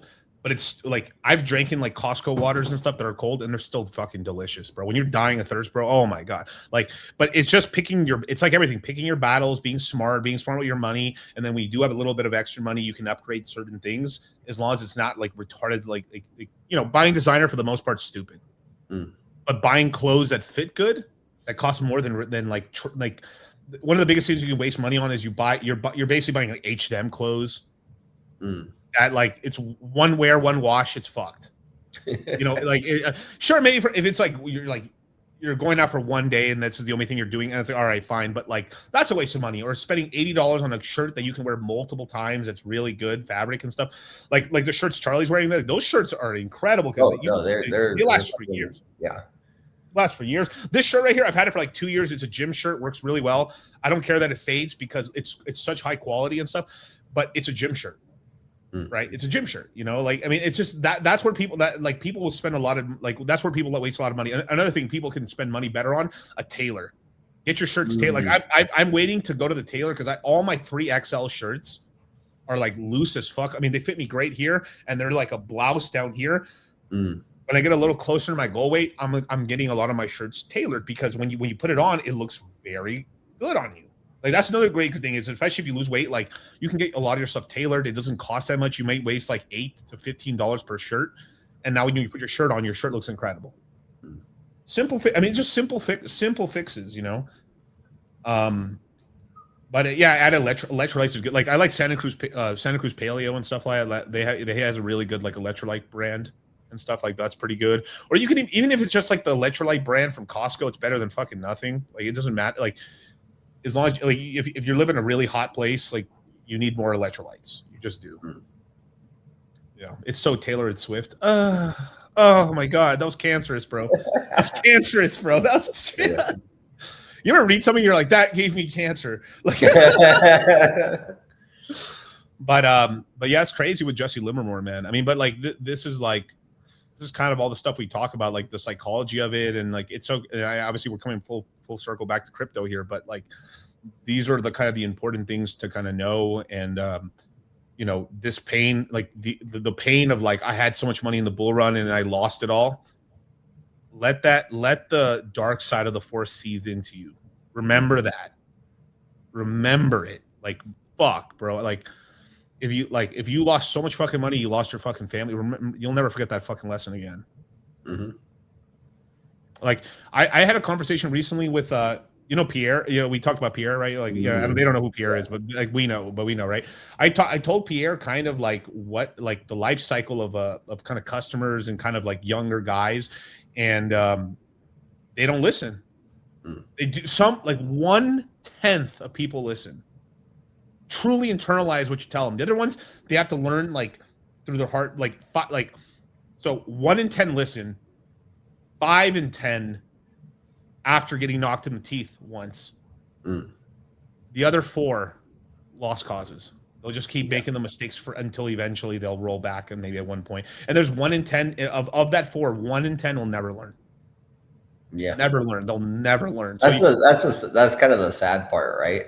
Yeah. Is yeah, there are some people that just like, yeah, they're just lost in the sauce. And how I got on that conversation with Pierre was like I was telling him that I had a lot of young guys that worked for me back in the day, and I was paying them good money at for the time, right? Like I was paying them pretty good, like $25 to $45 an hour. It's good money. It's great money. Even today, fuck, $45 an hour is great money. An hour back then. And, I helped them get into crypto. This is around 2019, 2020, 21. I helped them get into crypto, and I made them like their first 100,000, multiple hundreds of thousands of dollars. And every single one, I was telling them, they were between the age of like 18 to 22. I told them, chill out a little bit longer, wait another year, then cash out. You're going to make $1 million. You're going to make $1 million. If they did, they would have made $1 million. But all of them sold early and cashed in that $100,000 because they just couldn't believe a little bit more. But it's 100,000 is 100,000 or a couple or 300,000 or whatever they made, depending on them.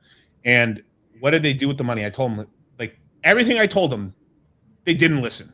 They listened to the money part. They listened to me that, hey, you're going to make all this money. All right. And they did it. Holy shit. It's real. Sold too early. Fuck.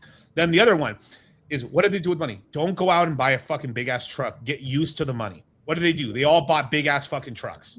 Oh, every fucking single the one. Spinners, right? I should say their names and their last names on here. Motherfuckers. Don't. And what's going to happen as soon as you have this, like I would tell, because I was internalizing the red pill, so I was teaching the red pill to them as well. I was kind of preaching to them a little bit, and they had to listen because I was their boss, right? Because a lot of them are younger. I was like 28 to 30 at the time and stuff like that. So I was like, I had already gone through my 20s and kind of experienced a lot of that, like, what it is to feel it to be 19, 20, right? Going out to clubs, going out to like festivals and shit, and talking to chicks. Like, I actually did night game. I actually did go out to the bars and try to pick up chicks. I know that's rare. I know for Gen Z and in Generation Alpha, like seeing a chick in real life that's fucking ludicrous. Like, like I have to talk to people. I'm fucking crazy. I did door-to-door sales. Insanity, right? And what are you, a stalker? Yes. But and obviously these guys are all Latino. That's why they buy trucks. I mean, yeah. Because I basically, what can I buy to stunt, but also I could use it for work, which is like, which at least there is a monetary, like, at least if I'm gonna buy something expensive, let me like also be able to jigger it into money, which is all right, cool, right? It wasn't completely a complete waste of time. But I said, you're gonna get the truck, and the moment you're gonna get some money, you're gonna have this weight lifted off of you. You're not tripping about bills anymore. Rent, you've got it for rent. No matter, even if you had a bad month, you got it for rent. You got it for the car insurance. Gasoline doesn't matter anymore. You can go to any restaurant now. And I've said this is the funnest part about money, is the first time you float. Yes. Floating. We call it floating. It's as long as you're not buying ridiculously stupid shit. Besides, like, you can buy one watch or whatever, like that's okay, because like you can get your money back for a Rolex and shit, right? But but as long as you're not buying like stupid boats or like retarded crap or brand new cars and then that depreciate like 40% a year, never buy an electric car brand new. If you buy an electric car brand new, you're retarded. I mean, buying an electric car to begin with is halfway there. Unless it's a business expense where like you somehow are able to deduct the loss of that property off your taxes for next year, then all right, cool, all right. Well, and even that is like, I mean, that's the one thing about tax deductions that's kind of fucking gay, is like, it's like, hey, it's off of future money, and it's like, yeah, like it's better that it's in the bank when it's in the bank. I think the majority of the guys I remember, they bought like F-250s and F-250s, some Silverados, and one guy did buy a Corvette, but like that's after he bought another truck. Yeah, he's responsible and stuff, right? But yeah, with the electric cars and shit, just always buy used, 1 or 2 years used and stuff. You're gonna save yourself so much depreciation if you ever sell it later. But that's actually a smart thing to do with almost any car, if you can buy like certified pre-owned and stuff like that. But it like all these guys, right? And this is why, and I've told Charlie this so many times in the background, because it kind of fucking hurt my soul a little bit to see this happen. Like it's like I trained these fucking Marines and I watched them all fucking die in Okinawa. They all died in Midway, bro. They all fucking died in Midway. I watched these guys. I grew up. I made an elite fucking force of money and fucking brute force, and I showed them business, and I just watched them get machine gunned down over the trench. Like, God damn it. It's like, so what was the fucking point of this? What was the fucking point of me teaching these fuckers this, right? And I mean, they're all doing successful now, and they're doing good, right? But it's like I now, I've gotten a little older and stuff, and seen the cycle.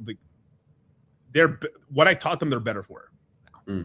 Because every single one of them took what I taught them after, like they didn't forget, and then they are way more ahead than they should be right now. Which is so I'm happy about it. But what I envisioned for them is they would have been 2 steps even higher now, right? Because I cried because of the loss of where they would be, of who they would be, versus like where they are right now. But I mean, it is what it is, right? But they basically went into the floating zone. This is something we used to teach in the this is something me and Charlie teach more towards, like, probably this cycle will be 28, 29, because we will have a lot of you guys who've taken this course and the next course and the course in 27 that are going to be in massive profits by 2027, late 27 into 28. You're going to have a lot of profits. You're basically going to at least be up 3 times on your capital or more. And that's why we've recommended you guys start DCAing, not blow all the poker chips, the poker chips of capital of like your dry powder, but like your regular DCA that you make, like you're spending 25s instead of the hundreds of dry powder, but you're still putting something in, right? And those 25s really add up. Like, they really do add up after, because when you don't have money, time is your friend. And if you start the DCA now, your competitor is not even starting his DCA until the middle of next year. You already got a whole fucking year of buying the lows, and then also a DCA is on top of that. And then it compounds. That guy is buying Ripple, not Tron. So, oh no. Yeah, I mean, instead of wife changing money, they got girlfriend money. And they should have had mistress money. You understand me? You understand what I'm clocking here? Like, and then eventually harem. But they tried to go straight from girlfriend to harem, and it was like, it just lost. Half these guys are not virgins because of me. Like, I can attest to this. Like, half of them were fucking already. The other half were not fucking and are fucking now because of me. Where's the Don DeMarco when you need it? Yeah, wait, hold on. I need to turn this shit up right here. Yeah, Marco. Shit, man, I need to hit that shit one more time, bro. But but that floating that we talk about happens to people. You'll hit it, and this is dangerous because you have to make sure that you actually have it in your bank account, right? Because what'll happen is you'll have asset increase. Like, you'll have this thing where your portfolio is going green like crazy. So then you'll start spending more money in your real life without having the actual. This happens to so many people because, like, you're making so much money in crypto that you start like, I can fuck off this check I get from work. And it might make sense for you, you're like, all right, you're right. I don't really have to DCA anymore. I'm kind of like, I can just kind of move money around in my portfolio. And that'll happen in 28 for you guys, in late 27 for a lot of you guys you guys are here right now watching. We got almost I think 160 people watching right now, maybe 180 people watching. And for the majority of you guys, this will happen to you kind of late 27 to, early 28, where like your portfolio is large enough now, and you've DCA'd for almost 2 years now, that you're able to just multiply money with your money now, which is really cool. And you may get to the position where you don't have to put more money in. Like, and then you can now like save up that money. But what ends up happening is that people end up then spending, because you've been on you guys have been DCing so much that, and rightly so, there's nothing wrong with this part. It's just like tempering it is like you deserve, like, let me fucking take my foot off the gas a little bit on terms of like putting money in crypto and finally like have some fun. And like, and there's nothing wrong with that. But then people make it a fucking 2-year party, 3-year party. Well, they want to make it a 10-year party, but it becomes a party. Cycles come around. Yeah. And I can tell you from experience, because we've been this is our second cycle as like teachers. Basically, we saw this in 21. 21 was gangster, bros. Fuck, it was incredible. Please God, but 25 as well.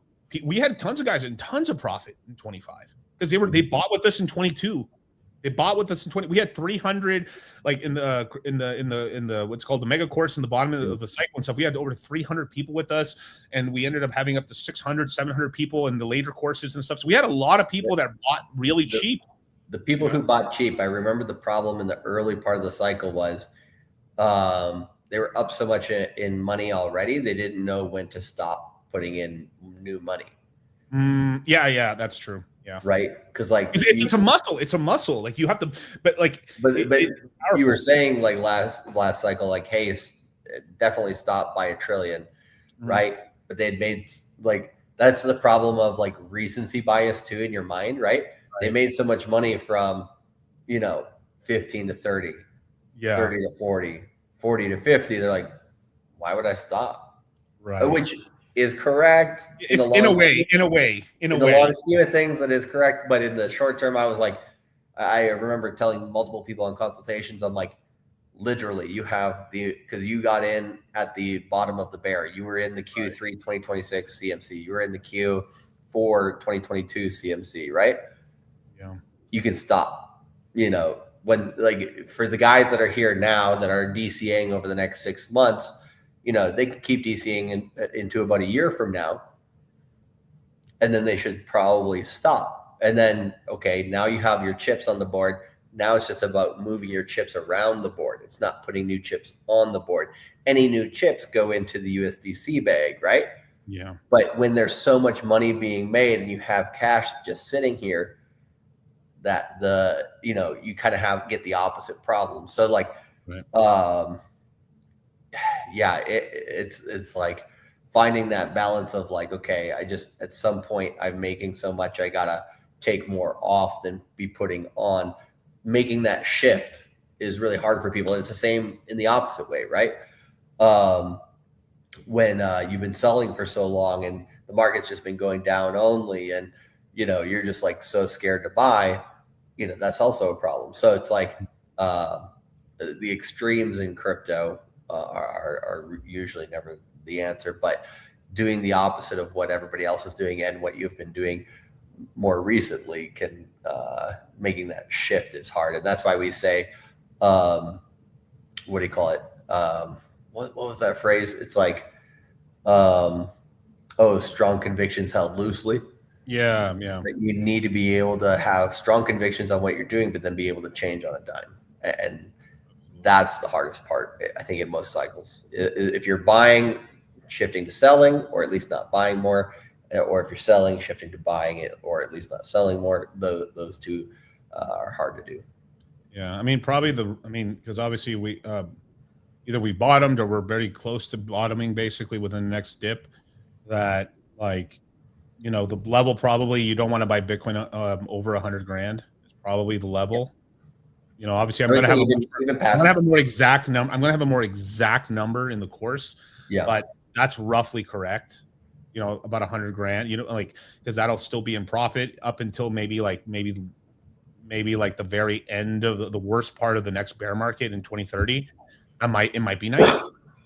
It might be 90,000, or maybe it might only touch 115. Who knows? It's just something that, like, we'll have to see how hot the market is, and then we can kind of calculate the bottom much more effectively and stuff like that. But,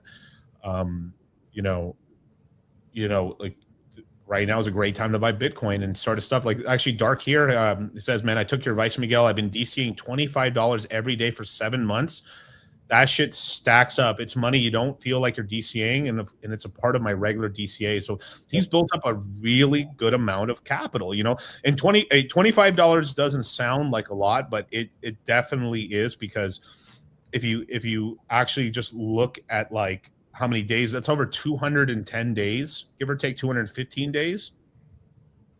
That's over $5,000 that he's DCA'd, and it feels like, oh, it wasn't nothing. But now this guy has this crypto here. He's DCA'd over $5,250 in 7 months, not including dry powder or some extra capital he might throw during the lows. That later on in a year, that'll double or triple. Now that work he put in over those 7 months, and he's still going to DCA more, right? But that original $5,000 that he DCA'd over those 7 months will be $15,000 by the end of 2027.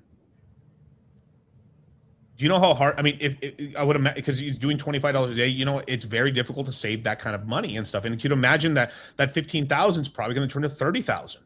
Yep. 45,000, all from 7 months of work of just mindfully, like, let me put $25 in, which is nothing. You spend that at Chipotle. Yeah. And now, isn't that the hourly wage at McDonald's nowadays? It's crazy. Like, if this just turned where I think you go, let's just say this 5,000 can turn to 30,000, right? Pretty safely by 2029. That would be equal to somebody's disposable income of a person that makes about $150,000 a year. or more.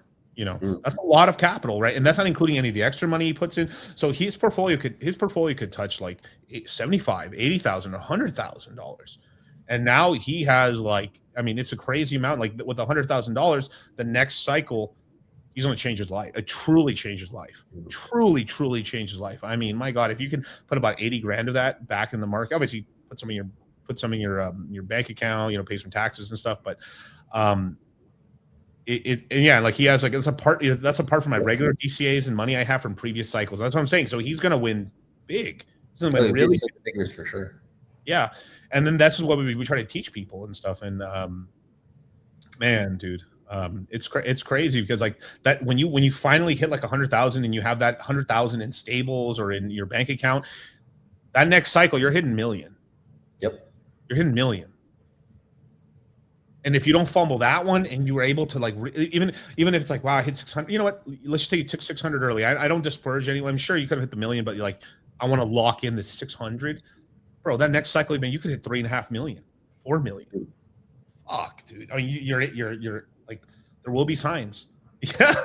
Gains beget gains.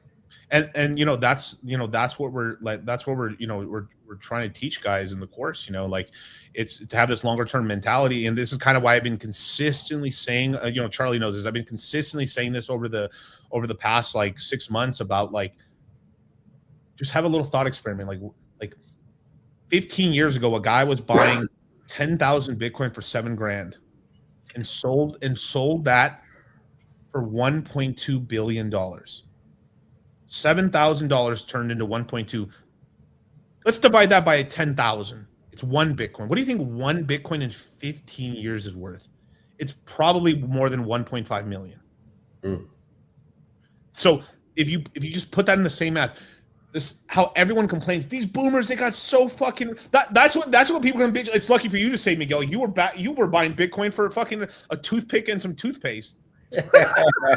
For 5 raspberries. For 5 raspberries, yeah, like that's gonna be the new like you boomer, like you Bitcoin boomer.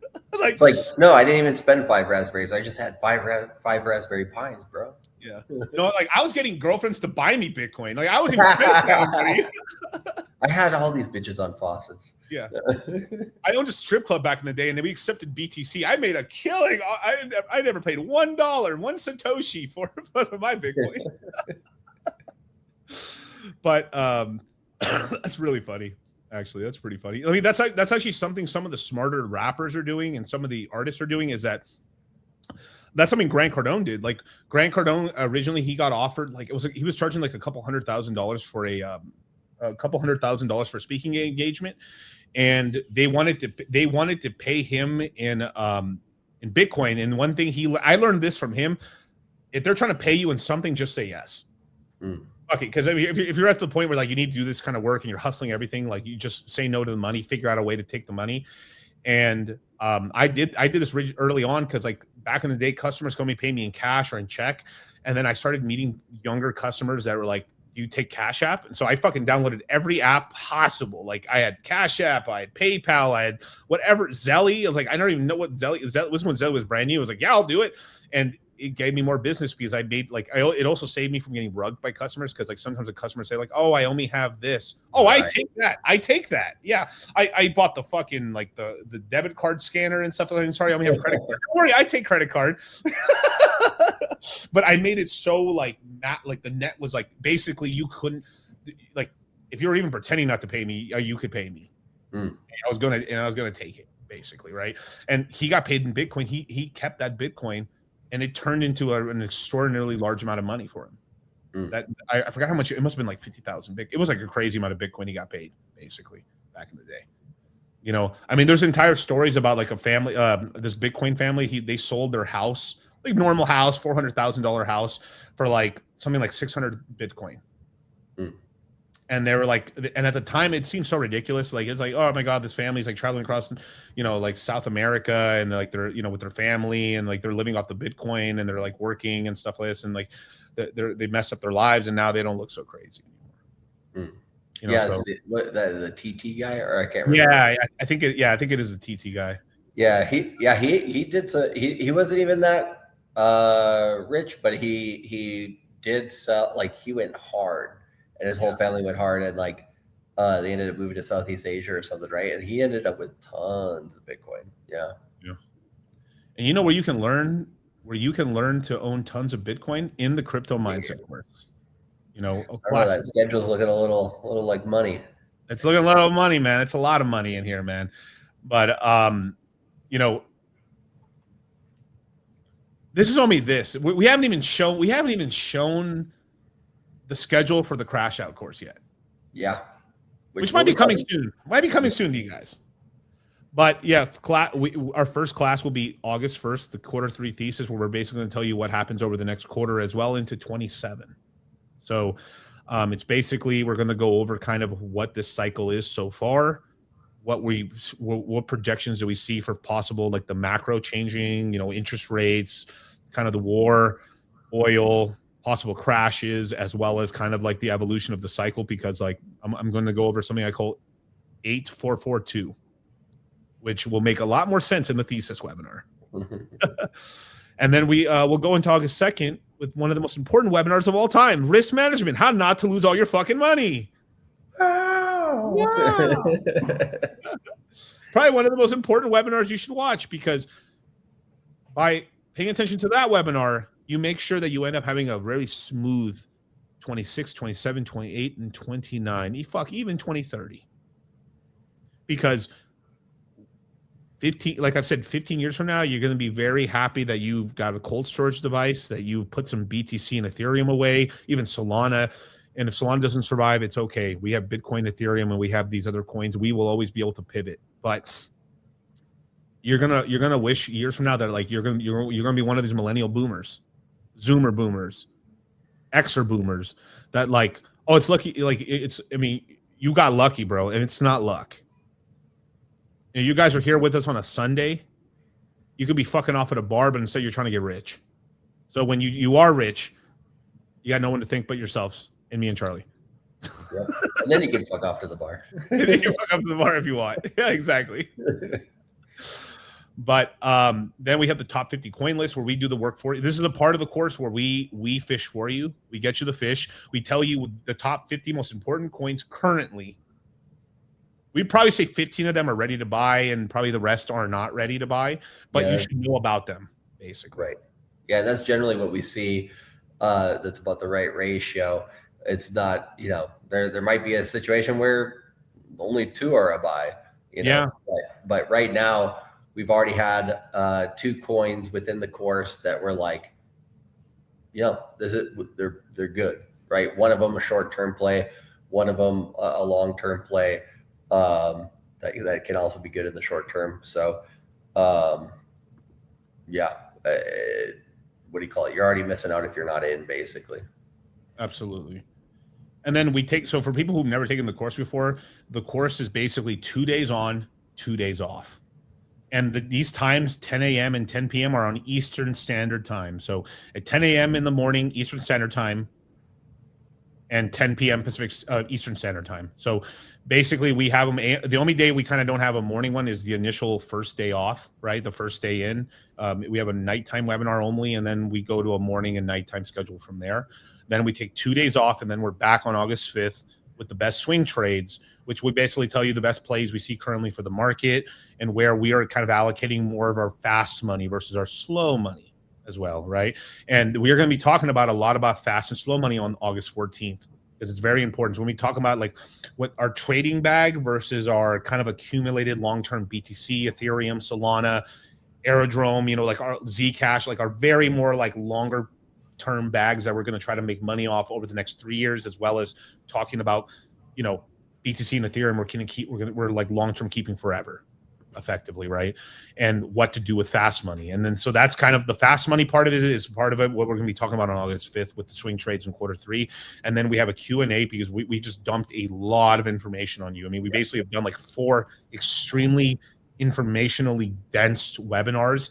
And do you have any questions? Is there anything that didn't make sense to you? And then, I mean, no question's dumb. I mean, we've heard just about every type of question over the years. You know, we've taught over 21,000 individual students over, 6 years of us being in business. And it's I love doing the Q&As. Like the Q&As are some of my favorite ones because we just, you ask it, we knock it down, basically. Yeah, and sometimes I'm like, man, I wish people would get a little bit more creative with their questions, right? So like literally there's no question too dumb. Like we're just like literally ask anything, because usually like the one thing we do on those too is we answer questions for the group. So sometimes people are like, oh, that was a more thorough answer than I needed. Well, yeah, because we're giving the answer to everyone, right? Not just you. Yeah, we were very, very thorough. And then Dark's right here, right? He says, I got to wake up at 4 a.m, but this job ain't going to make me a millionaire by 24. Damn right. Damn right. Yep. The job ain't going to make you a millionaire ever. You know what I mean? Like maybe by the time inflation makes that more possible, right? But yeah, he's already got the right crypto mindset, because one thing we say is if you're working 8 to 12, 16 hours a day, 4 to 7 days a week, or 4 to 6 days a week, let's say, right? Taking 20, 30 minutes a day or every other day to make sure that the money you're earning is going to the right place for long-term investment, for short-term investment, for balancing things out is huge. And the coolest, I think I saw somebody in the chat earlier say something like, man, I wish finance, or I wish teaching about math and money was as fun as the crypto mindset. I would have been freaking in on all those lectures and all those study meetings, right? Like that's the cool thing about crypto is it's a extremely fun way to learn about money, in the sense that it makes you financially literate. It goes past a lot of the bullshit that Wall Street puts up there in terms of like highfalutin phrases of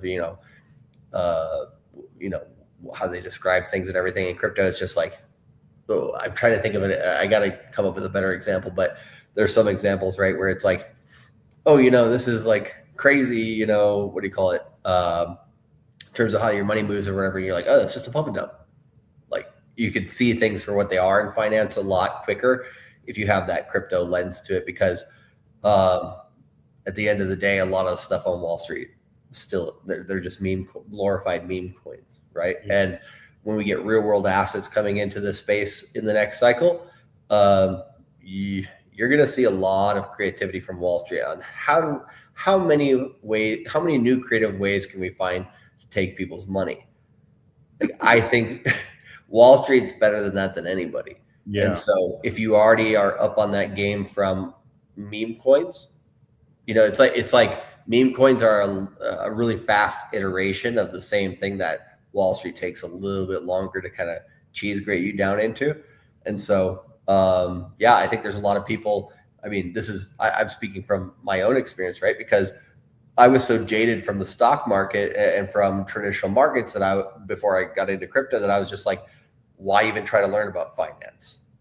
Right. I wasn't even that interested in it. And then as soon as crypto came around, like I delved into it. And so I think a lot of people will have that same experience if they jump into the course and they're like, oh shit, like finance is actually pretty cool. And there is a way to make money on it.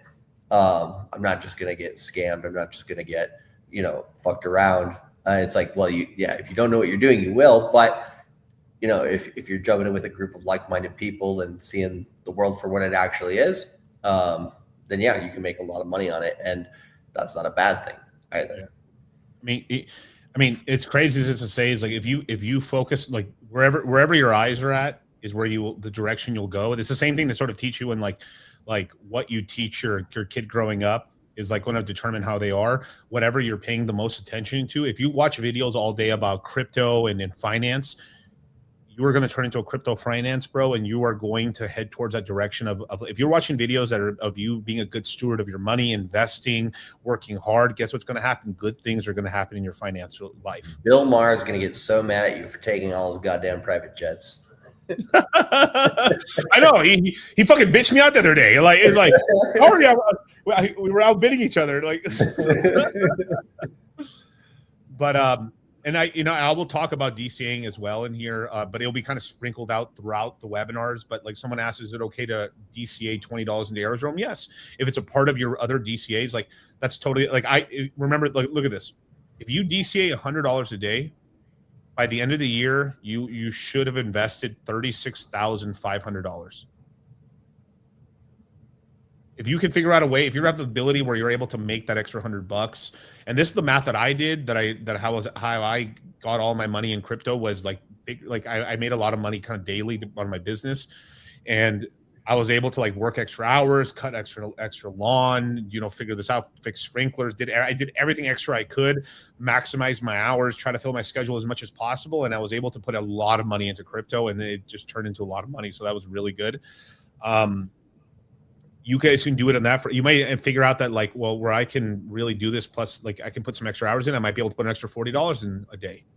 That's still a lot of money. I mean, 40, if you're able to like just increase your DCA by $40 a day in a year, you've DCA'd almost about 15,000 extra dollars into the market during the lows. And if that money can just triple for you, you have an additional $43,800. Not including whatever else you have in the market. Hey, $43,000. Hey man, that's halfway to a Hellcat. I'll take it. I mean, don't spend money on a Hellcat, but like, if that's the goal, that's the goal. But like, you get to the point there, plus the rest of the money you're DCAing and kind of making wise investments throughout the next years. That's only 1 year of DCAing. You can still DCA for another year, maybe another year and a half.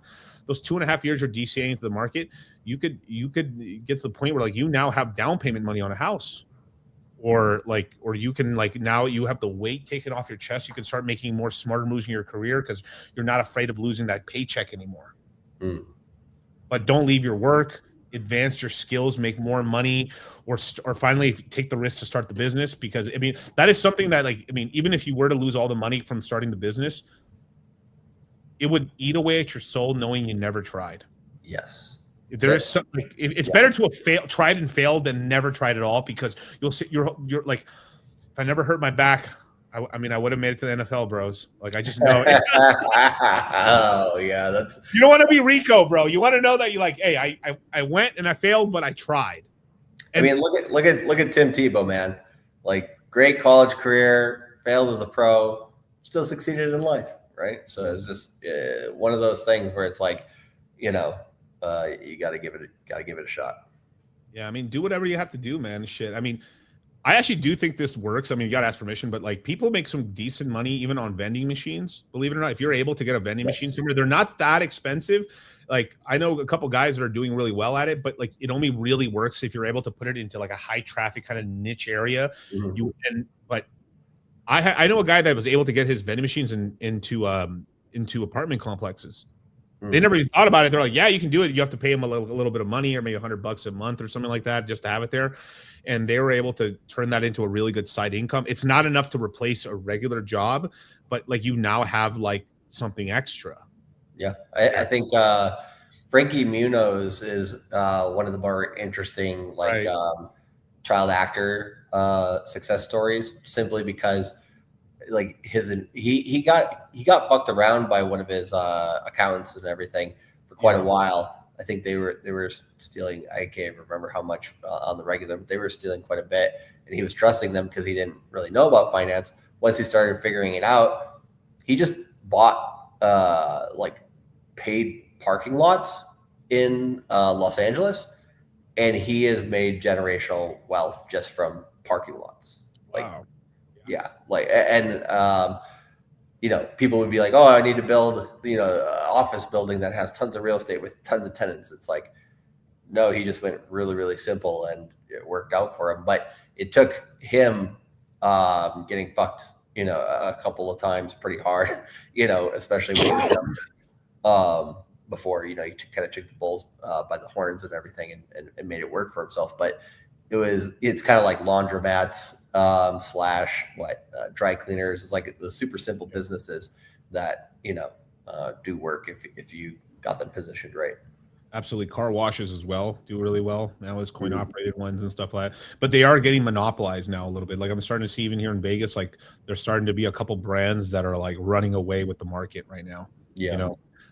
Dry cleaners too, to a little bit extent and stuff like that. There's actually people now, this, I don't recommend this, but this is something I've heard, that there's starting to be a lot of like, there's a huge amount of like Chinese restaurants are being bought out right now because the next generation just doesn't want to do it.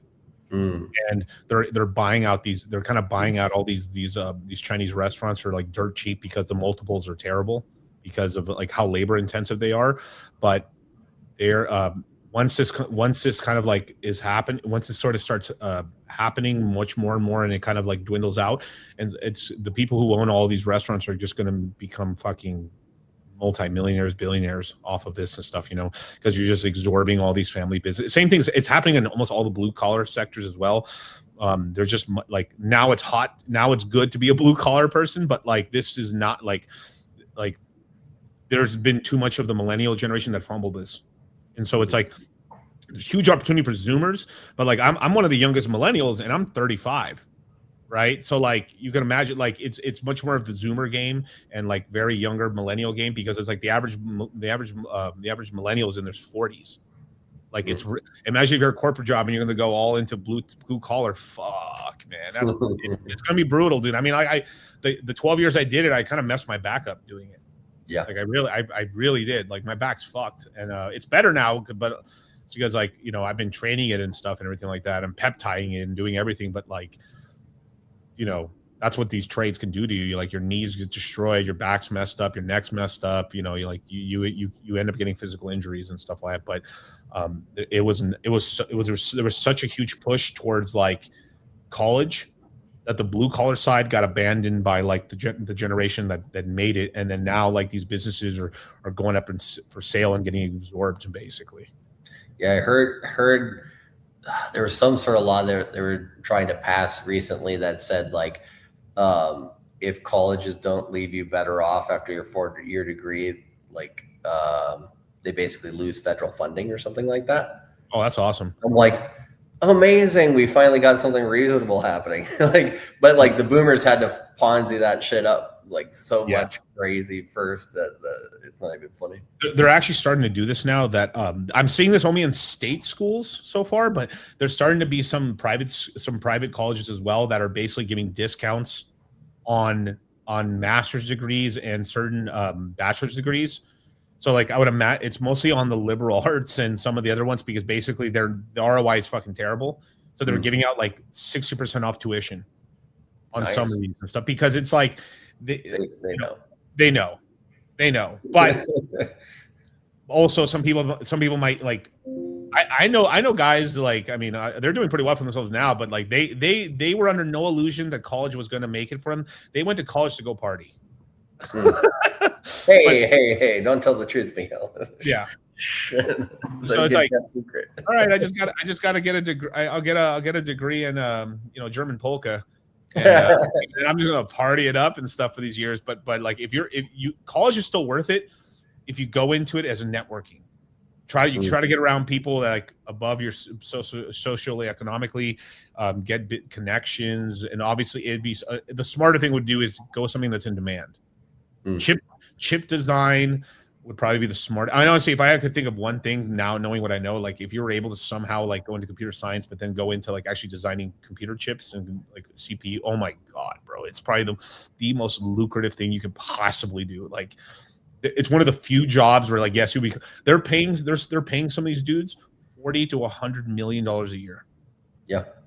$40 to $100 million a year, bro. That you become a millionaire. Yeah. That job will make you, but it's really stressful and you got to keep up. And you know, we're in the middle of one of the biggest like booms in history. Like essentially we're almost creating a 2008 in terms of how much money is being borrowed. And the money is being borrowed by like the biggest tech conglomerates. I think they borrowed about $2.4 trillion to put it into AI. At some point, like I know like what they're investing in is going to flop. Not all of it, of course, right? But like it's going to flop at some point. Like it has to, right? And a lot of regular banks are holding the bag. Yep. On this debt, like the corporate, most corporations, most of the bigger corporations are smart. They're like basically doing these giant deals and putting like the banks on the hook. They do like the corporations essentially have like payment schedules on their books in terms of they have to pay this as their debt, but they're not holding the whole debt on their balance sheet. So like a lot of community banks and regional banks are gonna fucking like sink, bro. Shit. It's bad. Yeah. Yeah, and like I like the math here. Darks says 158 days left in the year. $40 a day would be $6,320, which would be a 3x on that would be just under shy of 19. So yeah, those are the types of like it's not moon math. It's very likely math. It's very it's real math basically. Like and $40, like most people probably waste that every single day, and I think most people could figure out a way to like invest that. I mean, at least $20. I mean, every person there ain't a person here that can't invest 20 a day. There is not. You can, and it like that's kind of how I was consistently keeping myself broke in my work. I'd make sure that like I had all my DC, because I used to DCA every day. I really did. Like that's the reason I came up with dollar cost crypto. I really used to do that, and like I've run the gamut of like being in a position where I DCA daily to like lump sums, and I learned how to do all of that over the years. But like when you're consistently keeping yourself broke and you've got it, but you've got everything else figured out, and the rent's paid, this is paid, and you're still leaving some money to go out on a date, or like, you know, or like if you have a wife or something, you know, you got all that covered. Like you hustle to make more money, work more overtime, or figure out a side gig. You just become better off anyway. Yep. Right? You know, and then also because you're putting all this money in the market, you're watching your money. You're paying attention. You're listening to the videos. You're taking the crypto mindset course Q3 and crash out course. And then in facto, you're up a lot. Yep. You got to remember to take the profits, because the greed, that's the, like right now, greed is good. In 3 years, greed is not as good. Yes. Like, but everybody will tell you it is because they want to take it from you. Correct. Yeah. But I think I actually can't do 20. Yeah, well, like I have in the course, I have specific strategies for DCAing and stuff like that. Well, and if you can't do 20 a day, we have, I mean, the AI webinar will give you different ideas. The one that's there on August 10th, right, will give you different ideas on, okay, how can I get 20 free float, you know, a day, within the next 6 months. Like we'll play those ideas out. Yeah. Right. And I think what he means here is like, dang, I can't do 20 a day because I'm over here doing lump sums. Yeah, because so your DCA is, so I've got the science of, I might even add this as a webinar, the science of DCAing, the art and science of DCAing, of dollar cost averaging, but it's based off of how you make your income. Right. So there's some guys that like they have their regular, like things are tight on the regular work. They end up getting a side hustle or an extra job. That extra job is their money they put into crypto. Other people, like they end up like I know so many guys that they end up starting some sort of like, they started like, I don't want to say tamales, but like, yeah, one of the guys I know did tamales.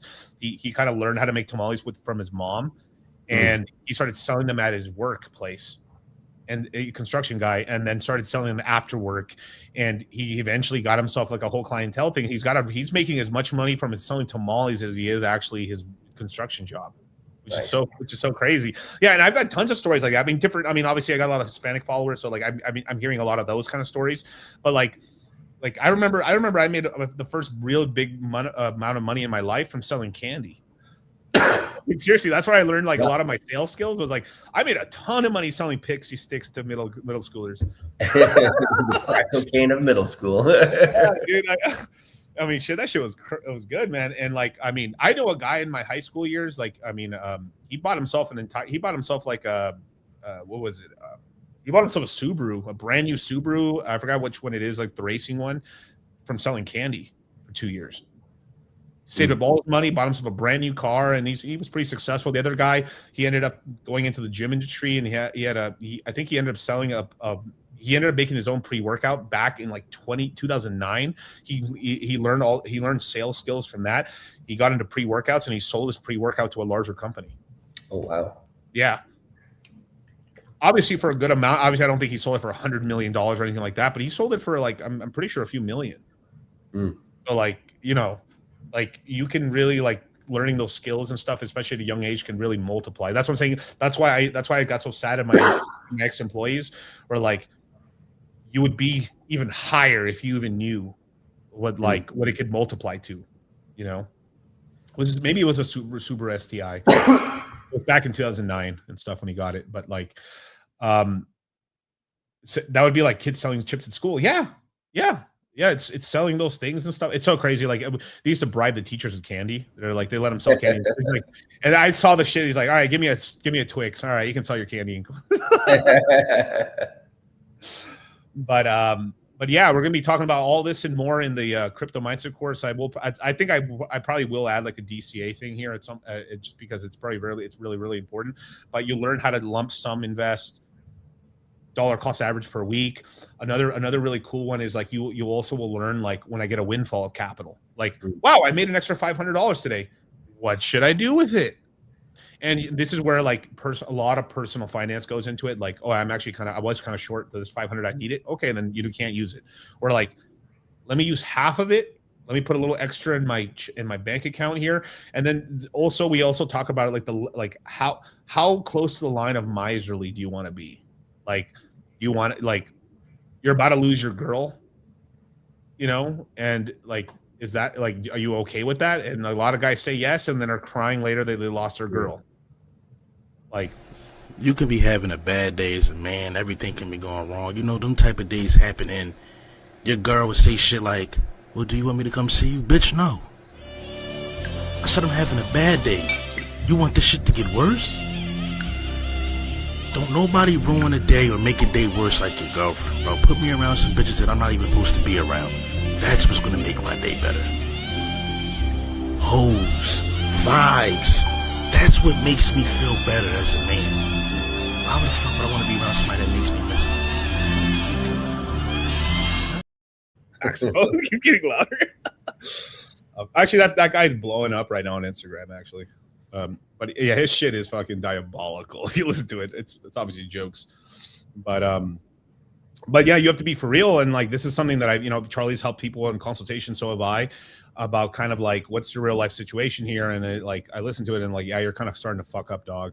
Like, you're like, if you don't want the relationship, then we'll steam ahead, man. Get that cooch as long as it's given out. But like, guys get real sad when like the supply of cooch and then how much they're working and they don't got time to go get anymore. And holy fuck, it burns them, dog.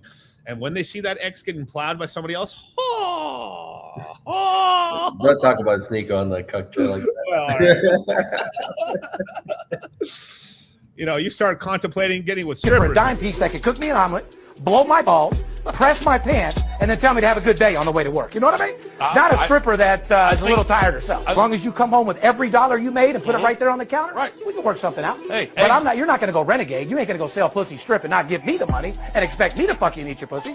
That shit is sweatier than a horse's ass after a horse race. You just see Charlie's face in the background.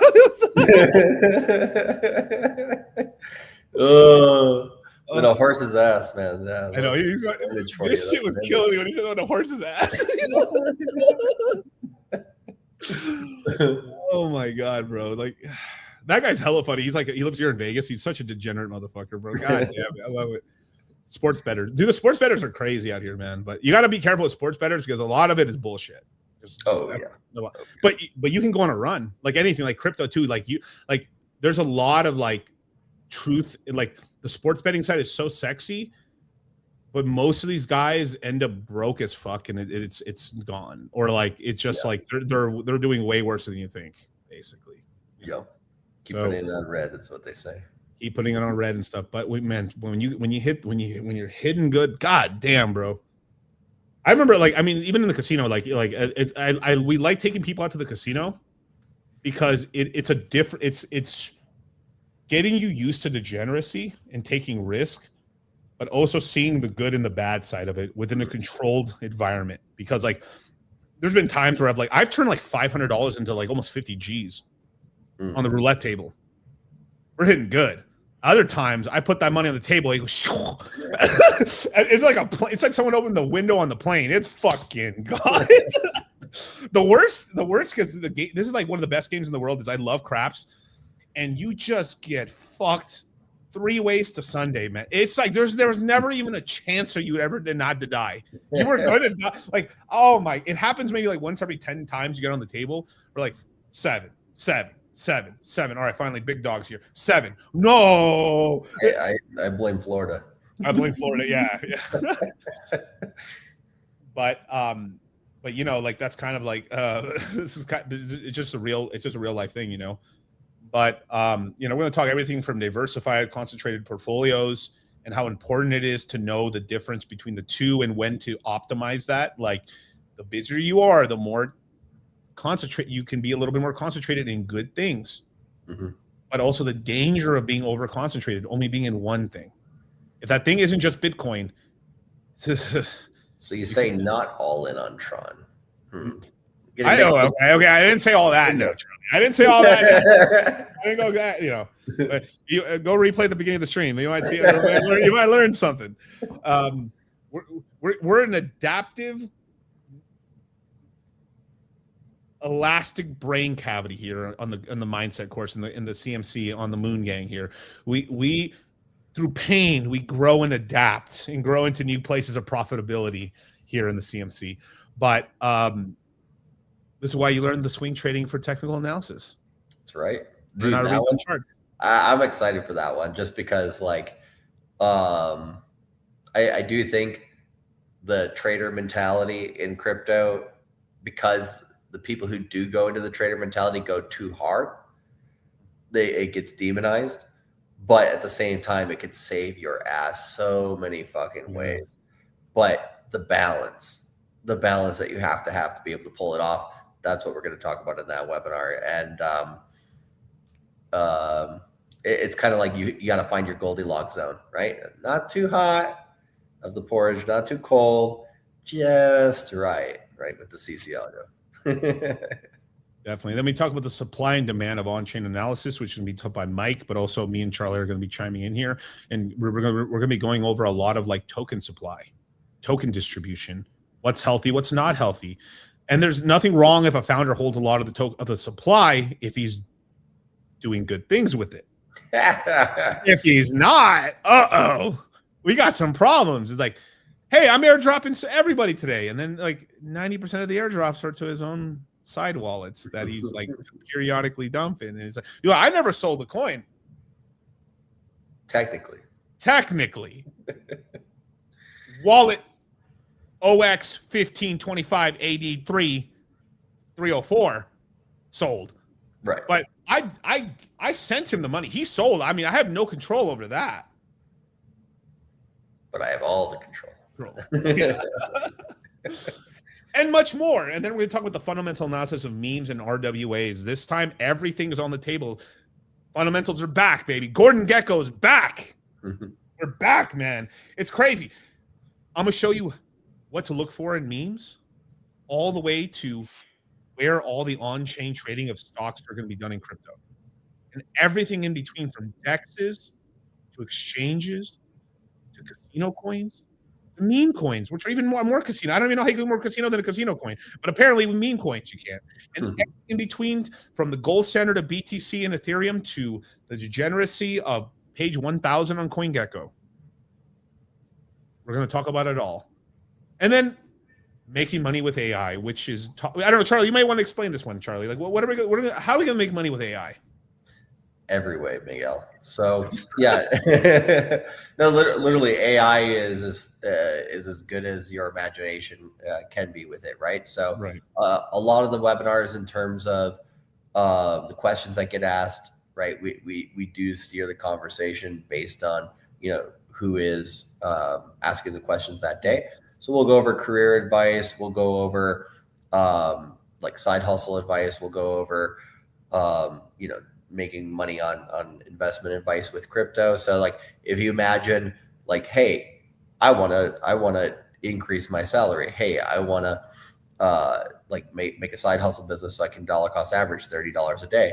I want to, get in some crypto AI coin that's going to, make it this cycle. And then I want to also get in one that's going to make it, it's going to make it this quarter. And then I want to get in one that's going to make it this cycle, right? Like I want that, both that fast and slow money with AI. So we're going to talk about every angle there. And you know what we're talking about on August 10th in the afternoon? TradFi chains, Base, RH, Sol, and Crow as well. We're going to talk about the top VC TradFi chains. So Base is Coinbase. RH is Robinhood. Solana is a VC-backed chain.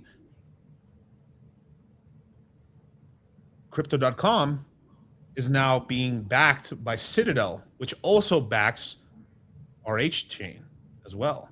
So we've got kind of a weird little, like, right now, Solana is backing Base right now. A lot of the influencers are heavy Base Sol, the crypto influencers, the KOLs, and then you have a weird like starting alliance because Citadel is the main basically kind of a clearinghouse for the Robinhood app. And now they've invested about $400 million at a $20 billion valuation for Crypto.com, and it's also the main hub for basically all the Trump coins. There's like kind of a Bloods and Crips situation here, where maybe they're these are the friendly schools, and then there's the rival schools, and we're gonna be talking about all the ways we're gonna invest money into all these. Some it's very simple, some it's very much more complex, and everything in between. And then we take 2 days off. You're gonna stew on that all weekend. You're gonna be like, Jesus Christ, bro. I mean, my God. I mean, this is I almost can't keep up. And then we hit you with more. And then we hit you with more. Then we hit you with the top DeFi chains. We talk everything that's actually real, wheeling and dealing, how to really move your money in a chain where there's no KYC. You can move your money 24/7. Where everything from top DeFi, what's DeFi? Decentralized finance, Ethereum. How to use all the legit Ethereum apps and dApps, all the stuff on Sonic, all the stuff in the Richard Hardy ecosystem, all the other Aave is Aave is a little centralized, but it's a lot of DeFi platforms on there as well. We're going to be talking about everything in between and kind of hybrid chains as well. And then we end that and we go with a mystery guest, which is usually a crypto guest, a crypto professional, token founder, exchange runner, or just very important person. We usually announce this kind of like a couple days before during the webinars and stuff. So that could change possibly a little bit because, every the guests sometimes might be busy. We might have to move it a day or so, but typically we have a guest on that day. And then we have fast versus slow money. I think one of the most interesting webinars that it's a new webinar. I'm really excited about this webinar because we're going to talk about what to do with both facets of your portfolio. This is kind of like what to do with like your long-term portfolio and your trading portfolio. And sometimes you like the trading side makes a lot of money, what to do with that capital. Also, what to do with that really long, there's multiple slow money. There's a slow money for the cycle, and then there's the long-term real slow money. I'm talking about like the real generational wealth portion of your portfolio. Like this last cycle, me and Charlie, I didn't sell any Bitcoin or Ethereum. I kept all my Bitcoin and Ethereum. And all that Bitcoin and Ethereum is in profit. Even after all this bear market, oh my God, all the crying, all the death, all the destruction. Oh my God, the war in Iran. Oh my God, Venezuela. Oh my God, Cuba. Oh my God, the president. Jerome Powell's out of here. Oh no, now it's Warsh. He's going to cut interest rates. Oh no, he might increase interest rates. Oh no. Still in profit. Because we bought correctly in 22 and 23. Just like you guys are buying correctly in 26 and 27. Same thing. Yep. We're going to talk about all that right there. And then once you learned all that, we hit you with a final AMA. This is our longest webinar we have. It usually runs like 5 hours, usually. And you get to ask us anything from the whole course, anything you want, also any current events as well, because during this, we've already had the either the decreasing rates or increasing rates or neutral rates of the Fed. And we're going to talk to you about everything that's going on. Whether a crash is happening, whether a pump's happening, we can if there's big action, we're going to talk about big action. While still answering questions, of course. It's possible with during all this, Clarity Act could get passed or we nuke, right? Like we're going to be prepared for every scenario with you guys. Be on our toes. We're not going to be on YouTube. We're not going to be on Rumble. Hell, we won't even be on almost anything except for Telegram and Zoom with you guys in the course. So yeah, we strictly focus on you guys. Yep. Like all our time and attention's on you guys. There's nothing but CMC. There's no like, I mean, it's just, we just focus on you guys. That's all we do the whole month of August, and honestly into the next month, honestly, as well. Because we have flash webinars, a lot of them.